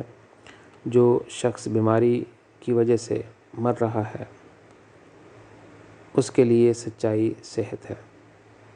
صحرا میں پیاس میں مرنے والے کے لیے حقیقت پانی ہے۔ سچائی کی بھوک سے مرنے والے کے لیے سچائی کھانا ہے۔ یہ افقی سچائی کی بیرونی ضروریات کے لیے صرف چند مثالیں ہیں۔ روحانی عمودی سچائی کے لیے ہمیں خدا سے کلی ضروری سچائی مانگنی ہوگی، کیونکہ اس نے نہ صرف ظاہری کائنات بلکہ روحانی زندگی کو بھی تخلیق کیا ہے۔ خدا کو نہ کسی طاقت، قبضے یا جائیداد کی ضرورت ہے، اور نہ ہی خدا نے مشہور ہونے کے لیے ہمیں زندگی دی۔ ایسی کوئی چیز نہیں ہے جو اس کے پاس نہیں ہے، کیونکہ خدا تمام ابدیت کا مالک ہے۔ خدا کے لیے زندگی کی بنیادی سچائی کیا ہے؟ اس نے اپنی توانائی کا ہر اونس ظاہری اور روحانی تخلیق میں لگا دیا، اور وہ ہمیں اور بھی دے سکتا ہے۔ تاہم خدا کے لیے ضروری سچائی یہ ہے کہ وہ محبت کی دنیا میں رہنا چاہتا ہے، جو حق تعالیٰ سے غیر مشروط اور اپنی جان سے زیادہ محبت کرتا ہے۔ وہی آخرکار مخلوق کا خالق ہوگا۔ محبت کی خاطر ظاہری اور روحانی مخلوقات کو تخلیق کرنے کے لیے خدا کے اندر جذبہ ضروری طاقت تھی۔ اگلی چابی ضمیر کی حالت ہے، جہاں سچائی ہمیں دل کی طرف لے جاتی ہے۔ خدا کے ذریعے A to Z تک حقیقت کو جاننے کے لیے دل چابی ہے۔ دل کی مراد پوری کرنے والا دونوں مخلوقات کا رب ہے۔ وہ خدا کے نور کو منعکس کرتا ہے اور اسے خدا کے ساتھ رہنے کا موقع ملتا ہے۔ خدا ایسے شخص کو دیکھ کر صوفیانہ ہو جاتا ہے۔ متبادل کے طور پر یہ شخص اپنی روح کو جان لیتا ہے۔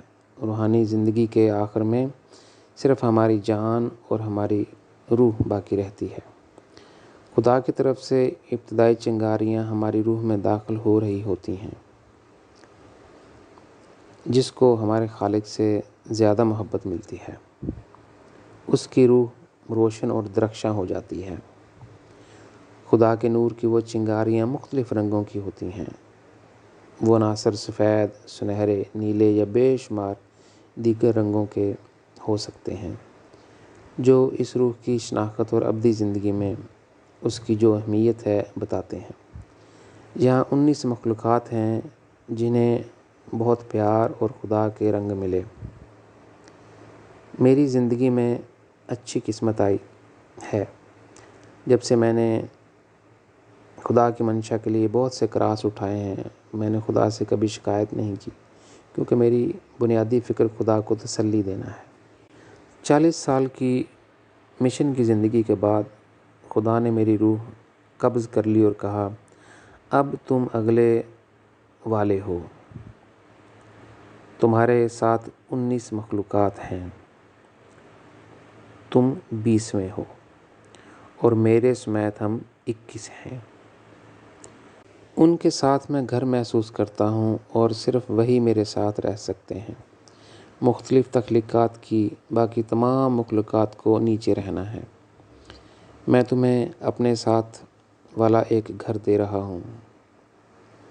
اس لمحے میں ہر صلیب پر میرے لیے خدا کا ایک حیرت انگیز فضل بن گیا ہے۔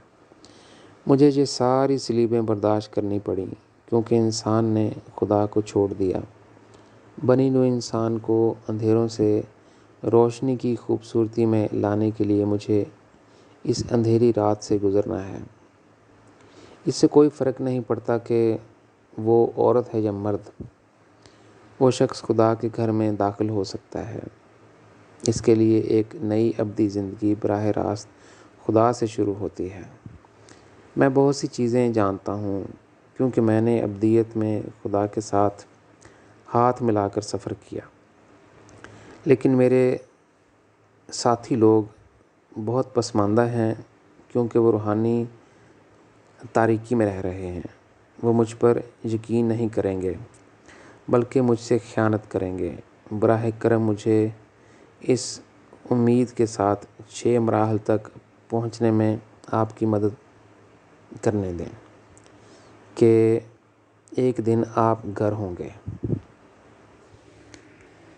اب ہم ایک نئے باب میں آ گئے ہیں، قرآن اور بائبل کی مذہبی علامات، religious symbols of Quran and Bible. Quran میں ہے کہ تم خدا کو دیکھے بغیر ایمان لاؤ، سورۃ البقرہ آیت 3-6۔ جو غیب پر ایمان لاتے ہیں اور نمازیں قائم کرتے ہیں اور اپنی طرف سے دیتے ہیں جو ہم نے ان کے لیے فراہم کیا ہے۔ نمبر 4، اور جو اس پر ایمان لاتے ہیں جو تم پر نازل کیا گیا اور جو کچھ تم سے پہلے نازل ہوا تھا، اور آخرت پر یقین رکھتے ہیں، یہ اپنے رب کی طرف سے ہدایت پر ہیں، یہی کامیاب ہیں۔ نمبر 6، جو لوگ کافر ہیں ان کے لیے یکساں ہے، چاہے تم نے ان کو خبردار کیا یا نہیں ڈرایا، وہ ایمان نہیں لاتے۔ عیسیٰ کی بائبل کے ایک باب میں، اس کا نام ہے ماؤنٹ، باب 5 آیت 48 میں بائبل میں کہا، اس لیے کامل بنو جیسا کہ تمہارا آسمانی والدین کامل ہے۔ قرآن اور بائبل دونوں ہی بنی نوع انسان کو اپنے آخری مقصد خدا کی تلاش میں لے جا رہے ہیں۔ قرآن کہتا ہے کہ خدا کو دیکھے بغیر ایمان لاؤ، لیکن یہ بھی کہتا ہے کہ جو خدا کی تمنا کرتا ہے وہ آسمان کے پھل چکھ سکتا ہے۔ اس کا مطلب یہ ہے کہ خدا موت کے بعد کی زندگی کے پردے کھول دے گا۔ یہ شخص جنت کے مختلف حصوں میں آسمانی پرندے کی طرح اڑ سکتا ہے اور اپنے آخری گھر کو جان لے گا جہاں وہ ہمیشہ رہے گا۔ قرآن جہاں تک بتاتا ہے کہ آخر کار یہ شخص خدا کی آواز سن سکتا ہے اور اس کی مدد سے اپنے خالق کی طرف پرواز کر سکتا ہے۔ مختلف جنتوں کو عبور کر کے وہ انسانی ارواح اور دیگر مخلوقات سے مل سکتا ہے جنہوں نے خدا کو خوش کیا اور اپنا سب کچھ قربان کیا یا محبت کی خاطر اپنی جانیں دیں۔ آخر کار جب وہ جنتوں میں داخل ہوں گے، خدا بہت صوفیانہ ہو جاتا ہے اور ان کی تمام خواہشات کو پورا کرنے کے لیے تیار ہو جاتا ہے۔ اسلام کا فائدہ یہ ہے کہ وہ خدا کی شناخت کے بارے میں واضح سمجھ رکھتا ہے۔ خدا کی شناخت کے بارے میں تعلیم مخلوط نہیں ہے اور سیدھی چلتی ہے اور ٹیڑھی میڑھی نہیں ہے۔ اس سلسلے میں مجھے یہ کہنا پڑتا ہے کہ میں نبی بننے سے پہلے خدا کے بارے میں ایک واضح فہم کے ذریعے بہت سے فائدے رکھتا تھا، تاہم کوئی مسیحا یا نبی کسی مذہب سے تعلق نہیں رکھتا۔ میں خدا کی بادشاہت قائم کرنے کے لیے آیا ہوں۔ بائبل کا ایک باب جون 14:6 میں سچائی اور جینے کا راستہ ہوں۔ جون 14:6 I am the truth and living way۔ اب میں یوحنا باب 14:6 کے علامتی معنی کی وضاحت کرتا ہوں۔ عیسیٰ نے اس سے کہا، میں سچائی اور زندگی کا راستہ ہوں۔ کوئی بھی آسمانی والدین کے پاس نہیں آتا مگر میری طرف سے۔ یہ آیت پوری مسیحی تاریخ میں ایک بڑی غلط فہمی کا باعث بنی۔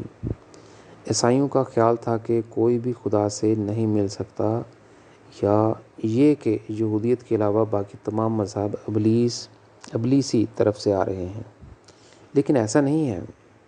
عیسیٰ کو اس کے شاگردوں نے کہا، استاد، خدا کے متلاشیوں کی اپنے آسمانی والدین سے ملنے کی آگ ٹھنڈی پڑ گئی، کیونکہ انہوں نے اس آیت کو غلط سمجھا۔ ذاتی طور پر عیسیٰ سے پوچھنا میری فکر تھی کہ وہ بائبل کے اس آیت کی تشریح کیسے کرتا ہے۔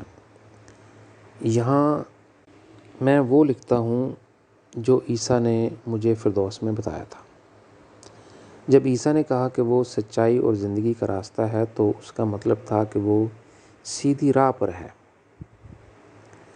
اگر کوئی اس کی راہ حق پر چلے گا تو وہ خدا کی طرف ہوگا۔ زندگی کی دو قسمیں ہیں، اچھی یا بری زندگی۔ عیسیٰ نے بالکل اچھی زندگی گزاری۔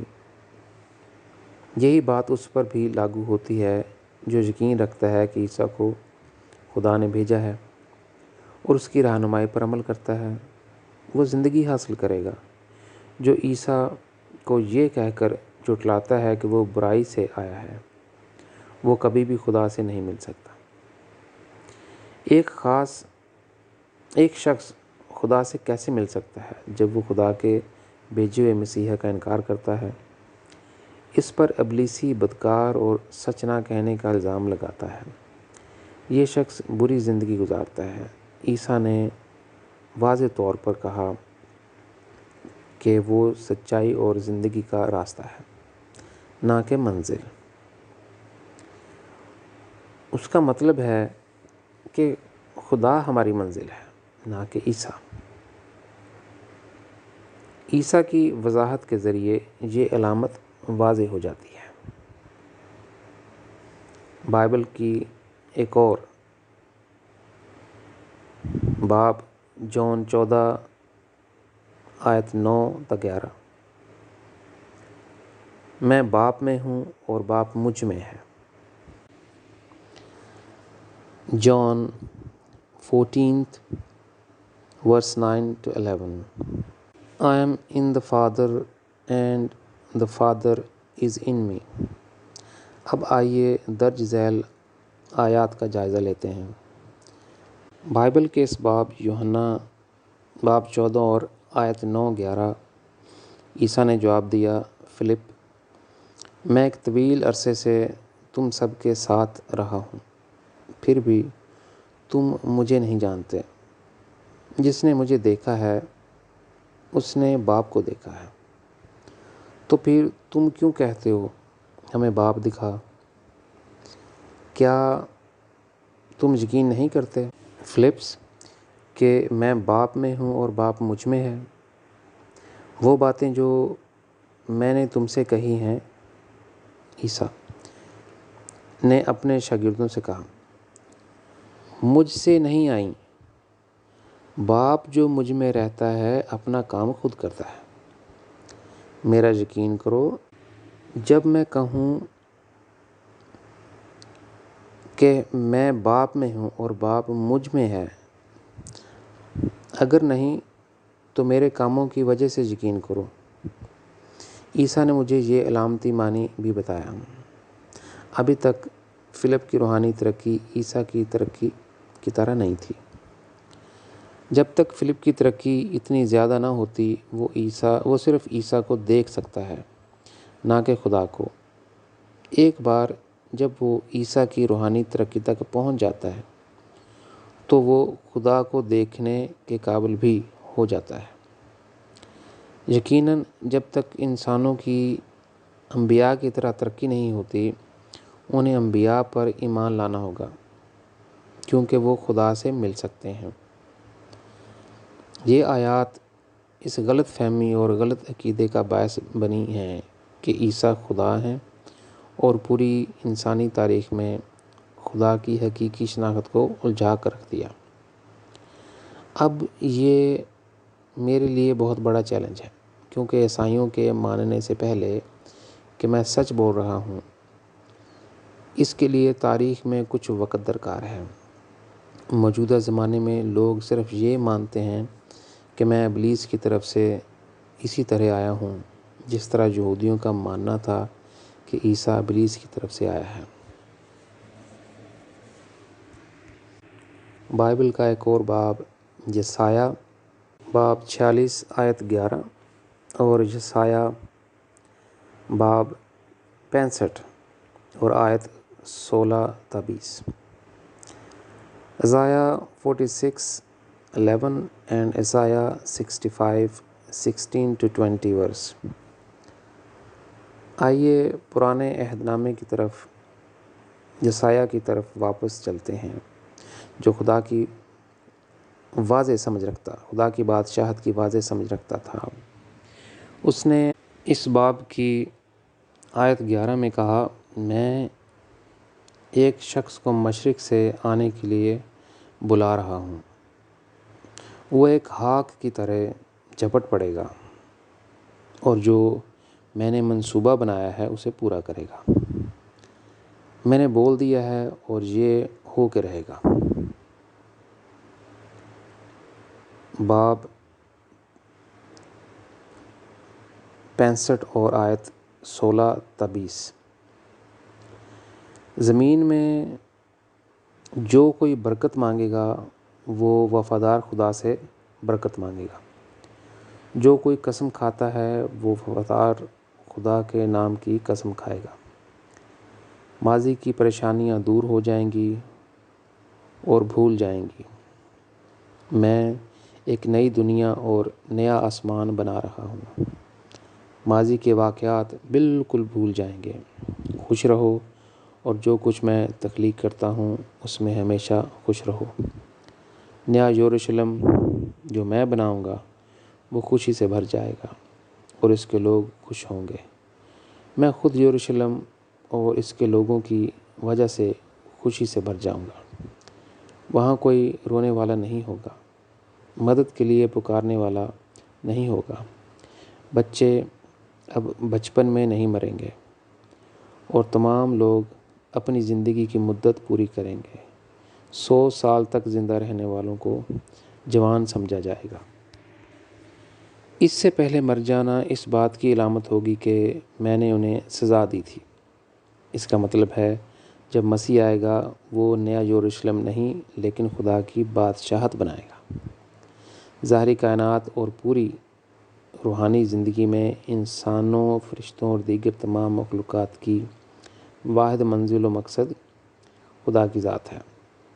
اس لیے کوئی فرق نہیں پڑتا کہ ایک نبی یا مسیح کتنا عظیم ہے، صرف اس سے محبت کرنے یا اس سے چمٹے رہنے سے زندگی کا کوئی حل نہیں ہوگا اور زمین پر خدا کی کوئی بادشاہت قائم نہیں ہوگی۔ ہمیں یہ نہیں بھولنا چاہیے کہ اگر خدا نے نبیوں یا مسیحا کو چنا، برکت نہ دی اور اپنا حیرت انگیز فضل نہ دیا اور وہ خدا سے نہ ملے ہوتے تو وہ صرف عام لوگ ہوتے۔ بہت سے نبی، بڑھئی، سوداگر یا چرواہے تھے۔ بنیادی حقیقت یہ ہے کہ خدا کی بادشاہت میں خدا بنی نوع انسان کا مرکز ہوگا۔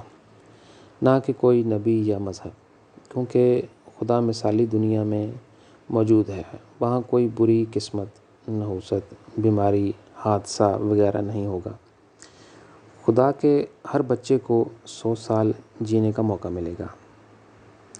بہت سے انسان جنہوں نے اپنے آپ کو خدا کی محبت میں کامل کر لیا ہے، اس سے کہیں گے کہ وہ اپنے جسم کے پنجرے کو چھوڑ کر نیلے آسمان پر پرندے کی طرح آزادی کا مزہ چکھیں۔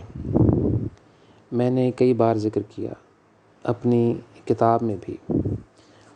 کتاب کا نام ہے خدا ایک دکھائی دینے والا خدا ہے جو انسانیت پہ ایک مرئی خدا کے طور پہ ظاہر کرتا ہے،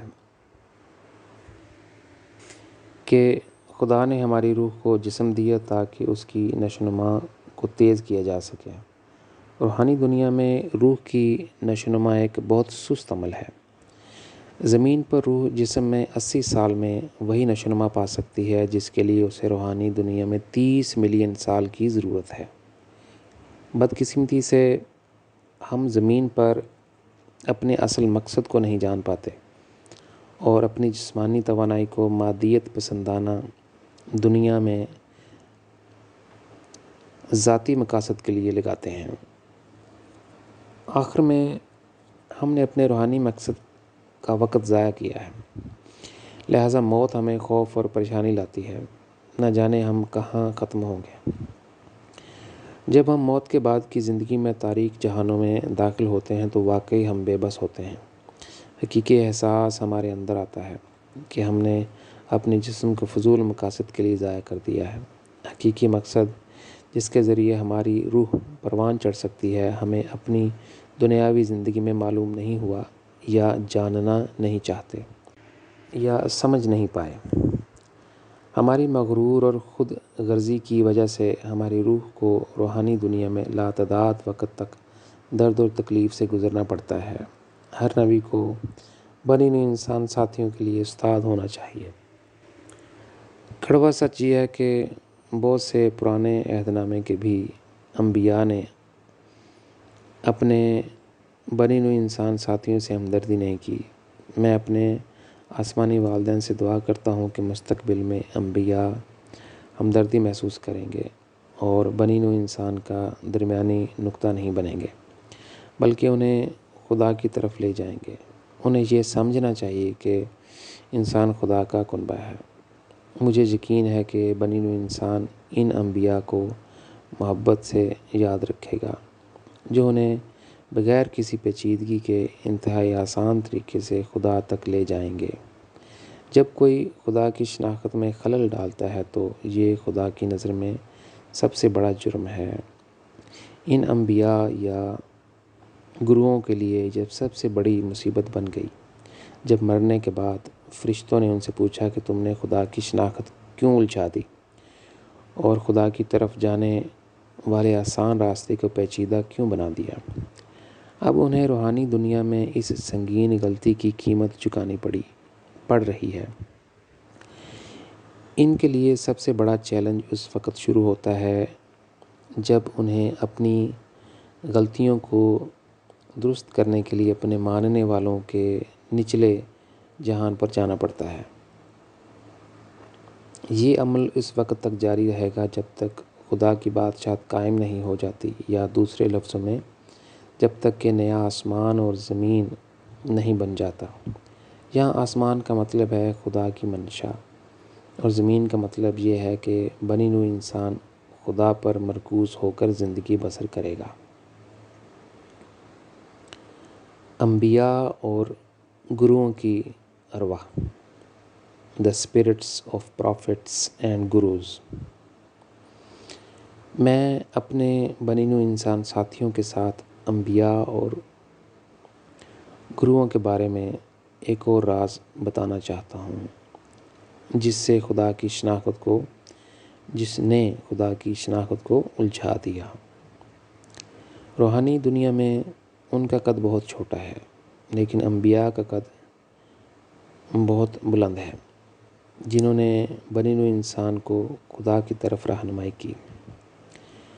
خدا ان لوگوں سے زیادہ متاثر ہوا جنہوں نے اس کی شناخت کو واضح طور پر بیان کیا اور بنی نوع انسان کو اس کی طرف رہنمائی کی۔ میں تصوف سے آیا ہوں۔ جب تک تصوف نے بنی نوع انسان ساتھیوں کی خاطر کی خدا کی طرف رہنمائی کی، وہ اپنے عروج پر تھا۔ ایک دفعہ جب صوفیہ نے علامتوں میں بولنا شروع کر دیا اور اپنے آپ کو درمیانی نقطے پر ڈال دیا، تصوف نے آہستہ آہستہ اپنے زوال کو دیکھا۔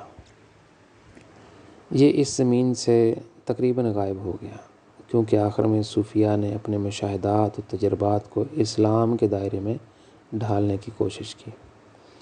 ہم سب کو معلوم ہونا چاہیے کہ خدا پرستی لامتناہی ہے اور اس کا کوئی فریم نہیں ہے، کیونکہ اس کی ابدیت کی طرح کوئی انتہا نہیں ہے۔ بے شمار جنتیں ہیں اور ہر جنت اپنی نشوونما کے مطابق خدا کی فطرت، شناخت اور خدائی کے چند قطرے ہیں۔ اگر کوئی خدا کی تحقیق کرتا ہے اور اس سے ملتا ہے تو خدا اس شخص کو ہمیشہ سچائی کا نیا اظہار دیتا ہے اور پرانی بات کو نہیں دہراتا۔ میں نے اپنی زندگی میں خدا اور اس کی محبت کے ساتھ قائم رہنے کا فیصلہ کیا۔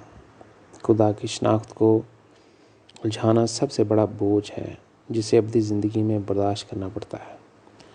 اگر میں انسانیت کو خدا کے پاس آنے سے روکتا ہوں تو میں کبھی خوش نہیں رہوں گا، چاہے خدا مجھے معاف کر دے اور مجھے بہت سی جنتیں دے دے۔ یہی وجہ ہے کہ میری کتابوں کے تمام عنوانات میں خدا کا نام ہے، اور میں نے اپنے بنی نوع انسان ساتھیوں کو متاثر کرنے کے لیے خدا اور جنتوں کے ساتھ اپنے مشاہدات اور تجربات کو براہ راست بیان کیا ہے۔ میں نے انگنت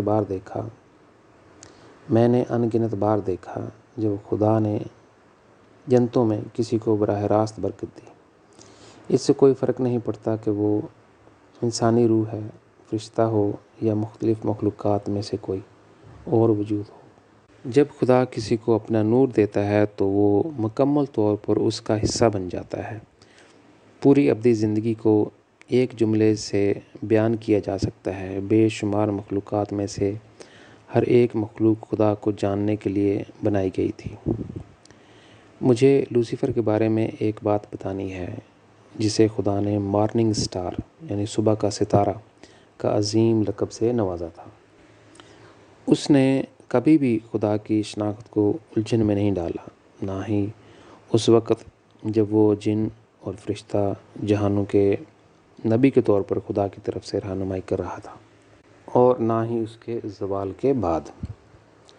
روحانی دنیا میں لاکھوں سال تک انسانی ارواح کی خدمت کرنے کے بعد لوسیفر کا خدا سے تصادم کیوں ہوا؟ اس نے خدا پر الزام لگایا کہ اس نے انسانی ارواح کو پیدا کر کے غلطی کی ہے، کیونکہ وہ لاتعداد بار دیکھ سکتا تھا کہ وہ اپنے خالق کے لیے سب سے زیادہ ناشکری مخلوق ہے اور روحانی طور پر بڑھنا نہیں چاہتی۔ جو لوسیفر کے بارے میں مزید کہانیاں جاننا چاہتا ہے، جب اس کا عنوان مارننگ سٹار یعنی صبح کا ستارہ تھا، وہ نے میری کتاب ہم کلامی خدا، آسمانی مخلوق اور لوسیفر میں تلاش کر سکتا ہے۔ اب ہم ایک نئے باب میں آ گئے ہیں: خدا کی صوفیانہ محبت، مسٹک لو آف گاڈ۔ میں نے ماضی میں سفر کیا اور دیکھا کہ خدا نے اس خواب کو چوما جس سے اس نے انسانوں کو پیدا کرنے کا فیصلہ کیا۔ محبت وہ واحد چیز ہے جو خدا کو صوفیانہ بنا سکتی ہے۔ مذاہب کے ماننے والوں میں میرے بہت سے دشمن ہیں، کیونکہ میں نے خدا کے بارے میں بہت سے آسمانی راز بتائے ہیں جو میرے مخالفین کو چونکا دیتے ہیں۔ جرمنی میں مجھے 4 قاتلانہ حملوں کا سامنا کرنا پڑا، لیکن کسی نہ کسی طرح خدا نے میری جان بچائی۔ اگر سب سے برا وقت آتا ہے تو وہ میرے جسم کو مار سکتے ہیں لیکن میری روح کو نہیں، جو خدا کی ہے۔ میں اپنی قسمت اور منزل جانتا ہوں۔ میں ایک بہت ہی خاص چیز شیئر کرنا چاہتا ہوں۔ خدا مجھے یہ بتا رہا تھا کہ جب سے اس نے انسانوں کو تخلیق کیا، موت کا فرشتہ ظاہری جسم کے مرنے پر ہمیشہ انسانی روح کو زمین پر لینے آتا ہے، لیکن جب میری زمینی زندگی ختم ہو جائے گی اور میری روح کو میرا جسم چھوڑنا پڑے گا، تو ہمارا آسمانی والدین میری روح کو لے کر ابدی زندگی میں لے جائے گا۔ اس نے مجھ سے کہا کہ جب سے میں نے انسانوں کو پیدا کیا ہے، میں نے ایسا کبھی نہیں کیا، اور تیرے بعد میں کبھی ایسا نہیں کروں گا۔ یہ میں نے صرف تمہارے لیے کرنا ہے، کیونکہ میں نے تمہیں اپنا دل کہا ہے۔ اس کے بعد خدا نے مجھے پہلے ہی اس کا تجربہ کرنے دیا کہ یہ کیسے ہوگا۔ میں نے دیکھا کہ میرے بازو اور ہاتھ اوپر کی طرف پھیلے ہوئے تھے اور میری روح بے شمار جنتوں میں پرواز کر رہی تھی۔ آخر میں ایک دھند میں داخل ہوا جو سفید، سنہری اور نیلے رنگ کے عناصر سے ملی ہوئی تھی۔ پہلے چند سیکنڈز میں کچھ نہیں دیکھ سکا، پھر کسی نے میرے دونوں ہاتھ پکڑ کر مجھے دھند سے باہر نکالا۔ وہ خدا کے ہاتھ تھے اور وہ مجھے دیکھنے کی محبت میں بہت صوفیانہ تھا۔ خدا نے مجھ سے کہا، میں نے بہت انتظار کیا، لیکن آخرکار تم ہمیشہ کے لیے میرے ساتھ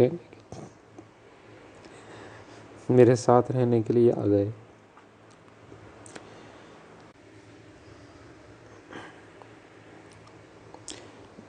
میں جانتا ہوں کہ اسلام مجھ سے مندرجہ ذیل کہانی سے نفرت کرے گا جو میں بتانا چاہتا ہوں، کیونکہ محمد اور مسلمان 5 وقت خدا کے سامنے جھکتے اور نماز ادا کرتے ہیں۔ میں کیا کروں؟ میں صرف اپنا منہ بند نہیں کر سکتا اور خدا کے حیرت انگیز فضل کے بارے میں بتانا چھوڑ نہیں سکتا۔ ایک موقع پر جب میں اپنے آسمانی والدین سے ملا، میں ہمیشہ کی طرح اس کے سامنے جھک گیا۔ پہلے خدا نے میری طرف دیکھا، پھر میرے سامنے جھک گیا۔ وہ مجھ پر جھک گیا کہ اس کی روح نے میری روح کو محبت میں متحد کر لیا۔ خدا نے مجھ سے کہا، تیری محبت نے مجھے ابدی سکون بخشا ہے۔ تم ہمیشہ میرے دل میں رہو گے۔ اس لیے میں اپنی تمام کتابوں میں اپنے آسمانی والدین کے دل کی نمائندگی کرتا ہوں اور کہتا ہوں کہ تمام ابدی خوشی خدا کو دیکھنے کے مقابلے میں صرف ایک قطرے کی طرح ہے۔ اس لیے میری کئی راتیں بے خواب ہیں اور کبھی کبھی میں سوچتا ہوں کہ میرے بنی نوع انسان ساتھیوں کے لیے کتنے شاندار جنتیں بنائی گئی ہیں، لیکن چونکہ وہ خدا سے ملنے کے لیے اپنے اصل گھر اور زندگی کے مقصد کو بھول چکے ہیں، اس لیے وہ زمین پر جہنم میں رہ رہے ہیں، اور روحانی دنیا میں اس سے بھی بدتر ہے۔ یہ بہت برا ہے جو انہوں نے اپنے اور اپنے بچوں کے ساتھ کیا ہے۔ کئی بار جب لوگ مجھ سے ملنے آتے ہیں تو کہتے ہیں کہ براہ راست خدا سے ملنا ممکن نہیں یا خدا موجود نہیں۔ اس طرح کے الفاظ مجھے بے آواز کر دیتے ہیں اور کبھی کبھی میں نہیں جانتا کہ کیا کہنا ہے۔ میں سمجھتا ہوں کہ وہ غریب ترین لوگ ہیں جو یہ بھی نہیں جانتے کہ ان کی روح خدا کے دم سے پیدا ہوئی ہے۔ خدا کا اصل محل انسان کا دل ہے۔ عیسیٰ نے بائبل کے ایک باب ماؤنٹ میں کہا، باب 7 آیت 6 میں کہا، کتوں کو مقدس چیز نہ دو اور اپنے موتی خنزیروں کے آگے نہ پھینکو، ایسا نہ ہو کہ وہ انہیں پیروں تلے روند دیں اور تم پر حملہ کرنے کے لیے پلٹ جائیں۔ لیکن میں نے اپنے موتیوں کو سوروں، سانپوں، کتوں اور بے ایمانوں اور مطلبی بنی نوع انسان ساتھیوں کے سامنے پھینکنے کا فیصلہ کیا، اور اس امید کے ساتھ کہ ایک دن وہ اپنی بری فطرت کو بدلیں گے اور کم از کم انسان بن جائیں گے۔ پہلی چیز جو انسانوں کے پاس ہونی چاہیے وہ اپنے بنی نوع انسان ساتھیوں کے لیے ہمدردی اور معافی ہے۔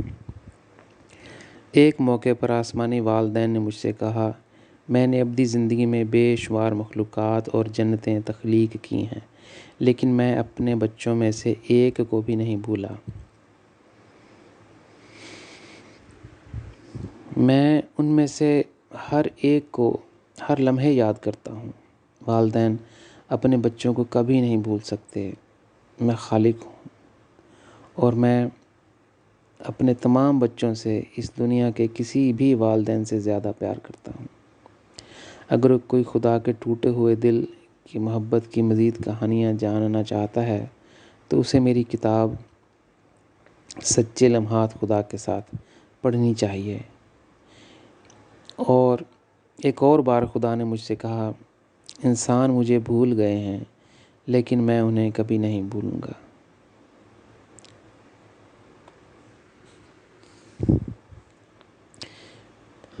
جس کے پاس میرے بارے میں صرف ایک ہی خیال ہے، میں اس کی مدد کروں گا کہ ایک دن اس شخص کو اپنا گھر مل جائے۔ میں نے ان لوگوں کے لیے جو میری پیروی کرتے ہیں خدا سے ملنا ممکن بنایا ہے۔ کوئی بھی انسان جو شخص پورے دل سے خدا کی طرف ایک قدم بڑھائے گا اور اس سے پوچھے گا کہ تم کہاں ہو، خدا اس سے ملنے کے لیے اس کی طرف 1000 قدم بڑھائے گا۔ انسانوں کو یہ نہیں بھولنا چاہیے کہ خدا نے تمام مختلف مخلوقات کے ساتھ ظاہری اور روحانی زندگی پیدا کی ہے، کیونکہ وہ سب سے زیادہ غمگین ہستی ہے۔ وہ اپنی محبت کو مختلف مخلوقات کے ساتھ بانٹنا چاہتا ہے۔ خدا ہم سے کچھ نہیں چاہتا، یہاں تک کہ اس نے ہمیں سب کچھ دیا ہے۔ پوری ظاہری اور روحانی زندگی میں سب کچھ اسی کا ہے، یہاں تک کہ ہماری زندگی بھی۔ جب خدا نے ہمیں تخلیق کیا تو وہ نہیں چاہتا تھا کہ ہم اس سے محبت کریں، لیکن اس نے تنہائی سے ہمیں اپنی محبت دی۔ وہ ہمیں اپنی محبت دینا چاہتا تھا کیونکہ وہ اکیلا تھا، وہاں کوئی نہیں تھا جو اس کی محبت لے سکتا۔ خدا جو اندھیرے ازل سے نکلا تھا صرف اپنی محبت ہمیں دینا چاہتا تھا تاکہ ہمیں خوش دیکھے۔ زمین پر ہماری زندگی اور پوری ابدی زندگی اس کی قدر کو جاننے کے لیے کافی نہیں ہے۔ تاہم انسانوں کو یقین ہے کہ جب انہیں خدا سے پیار کرنا پڑے گا تو اس کی قیمت ان کے لیے کچھ نہ کچھ پڑے گی۔ مشرق، مغرب، شمال اور جنوب تو ہیں، لیکن ہمارے پاس خدا کا کوئی پتہ نہیں ہے۔ ہم اپنے ٹوٹے ہوئے دل میں خدا کو ڈھونڈ سکتے ہیں، وہاں اس کا پتہ ہے۔ میں نے خدا سے پوچھا کہ جب انسان تمہارا پتہ پوچھیں گے تو میں ان سے کیا کہوں گا؟ خدا نے جواب دیا، انسانوں سے کہو وہ میرے پاس صرف دل کے راستے سے آ سکتے ہیں۔ میں بہت اداس خدا ہوں۔ میں انسانوں سے ان کی محبت کے ٹوٹے ہوئے دلوں میں ملوں گا۔ میرے آباء و اجداد میں بہت سے ایسے تھے جنہوں نے مراقبہ اور عمدہ کیفیات کی اچھی بنیاد رکھی کہ وہ اپنے خواب میں خدا سے مل سکیں۔ انہوں نے خدا سے پوچھا کہ وہ اس سے دن کے اجالے میں کیوں نہیں مل سکتے، بلکہ صرف اپنے خوابوں میں۔ خدا نے ان سے کہا، اگر تم میرا پتہ جاننا چاہتے ہو تو تمہیں معلوم ہونا چاہیے کہ میری جنتیں میرے ٹوٹے ہوئے دل سے بھری ہوئی ہیں۔ میرا پتہ تنہائی، خالی پن اور اداسی ہے۔ دوسری نسلیں تاریخ کی کتابوں میں پڑھ رہی تھیں کہ ان کے آباء و اجداد کتنے جاہل تھے جب وہ خدا کے خلاف چلے گئے۔ لیکن 21ویں صدی کے تمام لوگ سب سے زیادہ جاہل لوگ ہیں۔ اپنی خود غرضی میں وہ خاندان کے بغیر رہنا چاہتے ہیں، اور اگر شراکت داری ہے تو صرف اولاد کے بغیر۔ وہ مثالی خاندان کے تصور سے بہت دور ہیں۔ یہ نہیں جانتے کہ ایک شخص کو اپنے خاندان کی خاطر پیار کرنا چاہیے اور جینا چاہیے۔ محبت میں خاندان کو معاشرے کی خاطر رہنا چاہیے۔ ایک معاشرہ جب محبت اور ہمدردی رکھتا ہے تو وہ قوم کی خاطر جیتا ہے۔ جب ایک قوم مضبوط ہو جائے تو اسے دوسری قوموں کی مدد اور حمایت کرنی چاہیے۔ تمام قوموں کو دنیا کی خاطر جینا چاہیے۔ محبت، ہمدردی اور جو کچھ ہم دوسرے لوگوں کے ساتھ کرتے ہیں وہ خدا کے کام کے مقابلے میں صرف ایک قطرہ ہے۔ ہمارے آسمانی والدین نے روحانی زندگی کو بے شمار مختلف تخلیقات اور بہت سی ظاہری کائناتوں اور زندگی کی شکلوں کے ساتھ سب کی خاطر تخلیق کیا۔ ہمارے خالق نے کہا کہ یہ کبھی بھی کافی نہیں ہوگا، چاہے وہ اپنے بچوں میں سے ایک کو لاکھوں جنتیں دے دے۔ تاہم انسان ایسی جہالت لے کر جاتا ہے کہ وہ خدا کے پاس واپس آنا نہیں چاہتا۔ تعجب کی بات نہیں کہ انہیں اور ان کے بچوں کو اس درد اور تکلیف میں رہنا پڑتا ہے جو انہوں نے پیدا کیا ہے۔ آپ یہ توقع نہیں کر سکتے کہ ایک خود غرض اور انا پرست نظام سے ایک اچھی نسل آ سکتی ہے، کیونکہ سیب درخت سے دور نہیں گرتا۔ ہماری نسل ہمارے آباء و اجداد سے بہتر کیسے ہو سکتی ہے؟ سادہ سی بات ہے کہ ہم وہی کاٹ رہے ہیں جو ہمارے آباء و اجداد نے بویا تھا۔ فکر نہ کرو، ہم اپنے اسلاف سے بہتر نہیں ہیں۔ ہم نے جو بویا ہے وہ ہمارے بچے کاٹیں گے۔ دکھ، تکلیف اور نحوست بھی ان کا مقدر ہوگی۔ جب ہم درد اور تکلیف کو برداشت نہیں کر سکتے تو ہم خدا سے پوچھتے ہیں تم کہاں ہو؟ ہم کون ہیں؟ ہم وہی ہیں جو ہمارے اور ہمارے بچوں کے لیے تباہی کی بنیاد رکھنے کے لیے غلط قدم اٹھاتے ہیں۔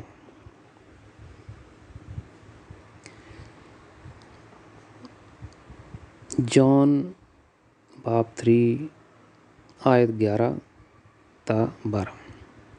عیسیٰ نے اپنی خاموشی کا جواز پیش کیا۔ جون چیپٹر 3 11 to 12 verse۔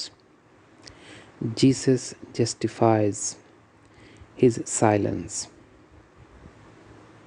پوری تاریخ میں آج تک بنی نوع انسان مختلف مذاہب میں فرشتوں کی طرف ان کی نجات کے لیے دیکھتا رہا ہے۔ ہم ابھی تک ایسی جہالت کے ساتھ جی رہے ہیں کہ ہم نہیں جانتے کہ ہم وہ ہیں جو تخلیق کے مقصد کو پورا کرنے کے بعد فرشتوں کی محبت میں اضافہ کرنے میں مدد کریں۔ افسوس کی بات ہے کہ ہمیں فرشتوں کے وجود کے بارے میں صرف انبیاء کے ذریعے پتہ چلا۔ ہم نہیں جانتے کہ ابدی زندگی میں بے شمار مخلوقات موجود ہیں جو فرشتوں سے بھی بلند ہیں۔ عیسیٰ بہت ساری سچائیوں کو جانتا تھا، لیکن اس نے یوحنا بائبل کی ایک مضمون جس کا باب یوحنا نمبر 3 اور اس کی آیت 11 اور 12 کے اندر یہ کہہ کر اپنا دفاع کیا کہ میں تم سے سچ کہہ رہا ہوں، ہم وہی کہتے ہیں جو ہم جانتے ہیں اور گواہی دیتے ہیں جو ہم نے دیکھا ہے، پھر بھی تم میں سے کوئی ہمارا پیغام قبول کرنے کو تیار نہیں۔ جب میں تمہیں دنیا کی باتیں بتاتا ہوں تو تم میرا یقین نہیں کرتے، پھر جب میں تمہیں آسمانی چیزوں کے بارے میں بتاؤں گا تو تم مجھ پر کیسے یقین کرو گے؟ عیسیٰ کے لیے پطرس سے یہ کہنا آسان تھا، خدا کی منشا کی تلاش کرو اور سب کچھ تمہیں دے دیا جائے گا۔ لیکن اگر عیسیٰ خدا کی منشا کے لیے 40 سال چلتا تو اسے پتہ چل جاتا کہ اس راستے پر کتنی صلیبیں منتظر ہیں۔ خدا نے عیسیٰ کو صلیب کے ذریعے موت سے بچا کر اپنا دوسرا مشن شروع کرنے کا موقع دیا، لیکن وہ روم جانے کے بجائے اپنی جان بچانے کے لیے کشمیر چلا گیا۔ بعد ازاں پولس کو عیسیٰ کا مشن لے کر روم اور یورپ جانا پڑا تاکہ عیسائیت کو متعارف کرایا جا سکے۔ اپنی لا علمی کی وجہ سے پولس خدا سے نہیں مل سکا، لہٰذا وہ صرف ایک نیا مذہب بنا سکتا تھا، نہ کہ خدا کی بادشاہت۔ یہ عیسیٰ کا کام تھا، کیونکہ اس کا خدا کے ساتھ ایک زندہ رشتہ تھا۔ اس موضوع کے بارے میں مزید تفصیلات آپ میری کتاب جس کا نام ہے خدا ایک دکھائی دینے والا خدا ہے جو انسانیت پہ ایک مرئی خدا کے طور پہ ظاہر ہوتا ہے، عیسیٰ کی خفیہ گواہی میں حاصل کر سکتے ہیں۔ میرے آباء و اجداد تصوف سے آئے تھے۔ ان میں سے بہت سے ایسے تھے جن کو خدا نبی یا مسیح کے طور پر منتخب کرنا چاہتا تھا، لیکن محمد نے یہ اعلان کر کے ان کا راستہ بالکل بند کر دیا کہ ان کے بعد کوئی نبی نہیں آ سکتا۔ اس بیان کی وجہ سے بہت سے صوفیوں کو اپنا منہ بند کرنا پڑا یا خود کو اسلام کے فریم میں ڈالنا پڑا۔ ایک صوفی نے منہ کھولا تو اگلے دن مارا گیا۔ صوفی خدا سے سچی محبت کرتے تھے، لیکن موت کے خوف سے وہ ایک دوسرے سے صرف دل کی باتیں کرنے لگے، تو بہت ہی کم کسی کو خدا اور جنتوں کے بارے میں اپنے تجربات اور مشاہدات کا علم ہوا۔ در حقیقت صرف چند عظیم صوفی ہیں یہ مانس نبی کے کھاتے میں جاتا ہے، کیونکہ اس نے خدا کی بادشاہت کا راستہ روک دیا ہے۔ ایک طرف محمد نے خدا کے لیے عظیم کام کیے ہیں، اس نے واضح طور پر وضاحت کی کہ موت کے بعد روحانی دنیا میں زندگی جاری رہے گی اور خدا کی شناخت کے بارے میں واضح کیا۔ دوسری طرف اس نے ایک بڑی تباہی لائی اور مستقبل کے مسیحا کے لیے خدا کی بادشاہت قائم کرنے کا راستہ مکمل طور پہ روک دیا۔ 48 اسلامی ممالک میں یہ ناممکن ہے کہ کوئی شخص خدا کے نبی ہونے کے اعلان کے بعد زندہ رہے۔ میں جانتا ہوں کہ میں کیا بات کر رہا ہوں، کیونکہ میں بہت سے عرب ممالک میں تھا۔ میں بہترین مثال ہوں کیونکہ مجھے اپنے ہی ملک سے فرار ہونا پڑا، ورنہ وہ مجھے بدترین سزا دیتے۔ عیسائیت یہ نہیں جانتی کہ نبی محمد عیسیٰ کی ناکامی 575 سال بعد آیا۔ اگر عیسیٰ نے خدا اور جنتوں کے ساتھ اپنے تجربات و مشاہدات سے برگزیدہ لوگوں کو تعلیم دے کر خدا کی منشا کو پورا کیا ہوتا تو عیسیٰ اور برگزیدہ قوم خدا کی بادشاہت کی دنیا بھر میں بنیاد رکھنے کے لیے روم میں داخل ہوتی۔ یہ عیسیٰ کے مشن کی زندگی کے 40 سالوں کے اندر ہونا چاہیے تھا۔ جیسا کہ ہم جانتے ہیں عیسائیت 396 سال کی عظیم قربانیوں کے بعد روم میں داخل ہوئی، تاہم عیسیٰ نے اس امید کے ساتھ عجائبات دکھا کر سب سے آسان راستہ اختیار کیا کہ بنی اسرائیل اس پر ایمان لائیں۔ اس نے اس کے ذریعے زیادہ سے زیادہ معجزات کا دروازہ کھولا۔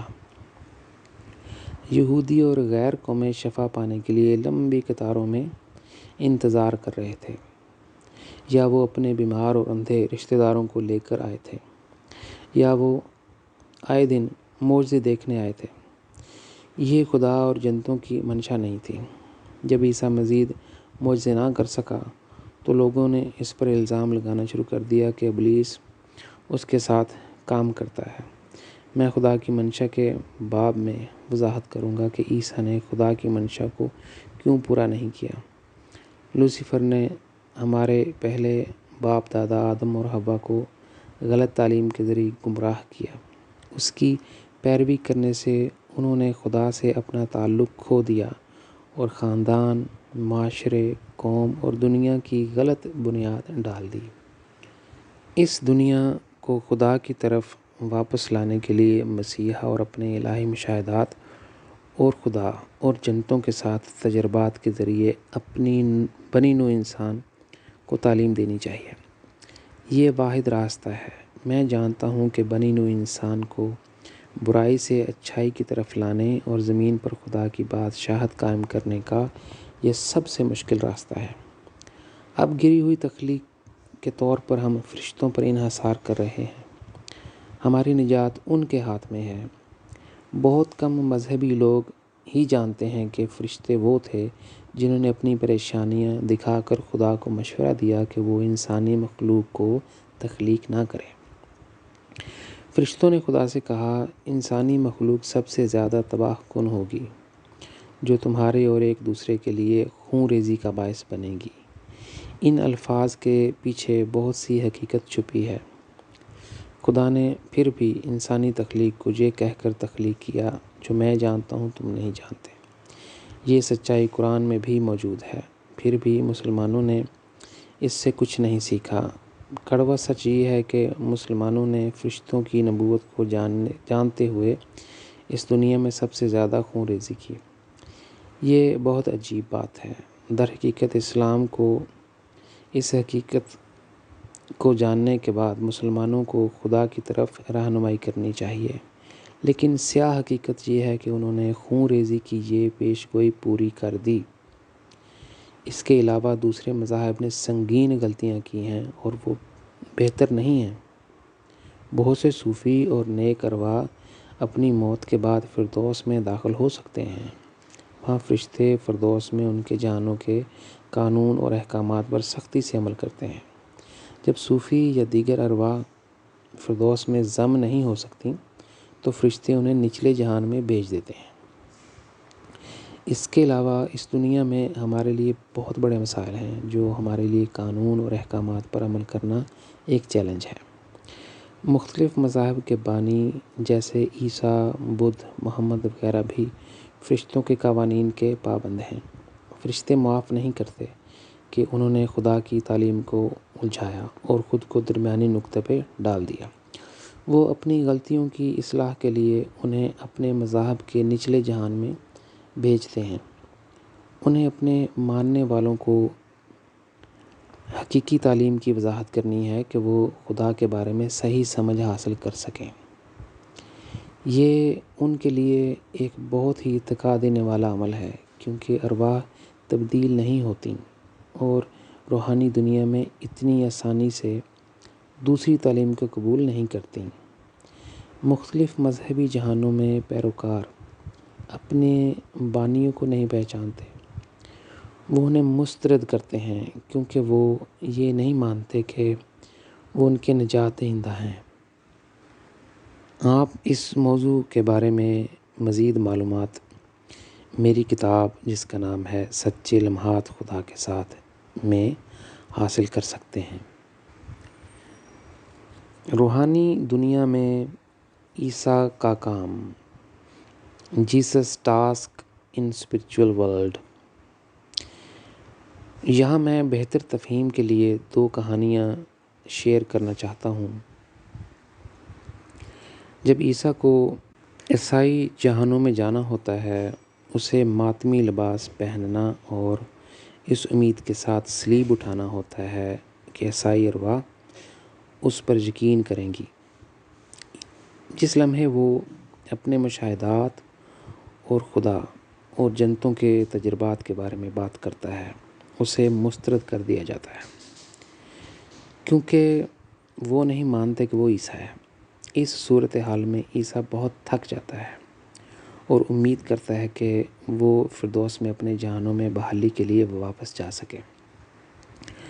اگر وہ خدا اور جنتوں کے بارے میں اپنے مشاہدات اور تجربات کو زمین پر موجودہ بنی نوع انسان ساتھیوں کے ساتھ اشتراک کر دیتا تو مسیحی اعلیٰ روحانی ترقی کو پہنچ چکے ہوتے ہیں۔ یہاں تک کہ اگر اس نے زمین پر خدا کی بادشاہت قائم نہیں کی ہوتی تو یہ اگلے مسیحا کے لیے خدا کی دنیا کی تعمیر کا ایک بہت ہی عمدہ عمل ہوتا۔ اب روحانی دنیا میں خدا کے بارے میں واضح فہم حاصل کرنے کے لیے مسیحیوں کے لیے ایک اعلیٰ جہان میں زندہ ہونا ایک بہت ہی پیچیدہ عمل ہے۔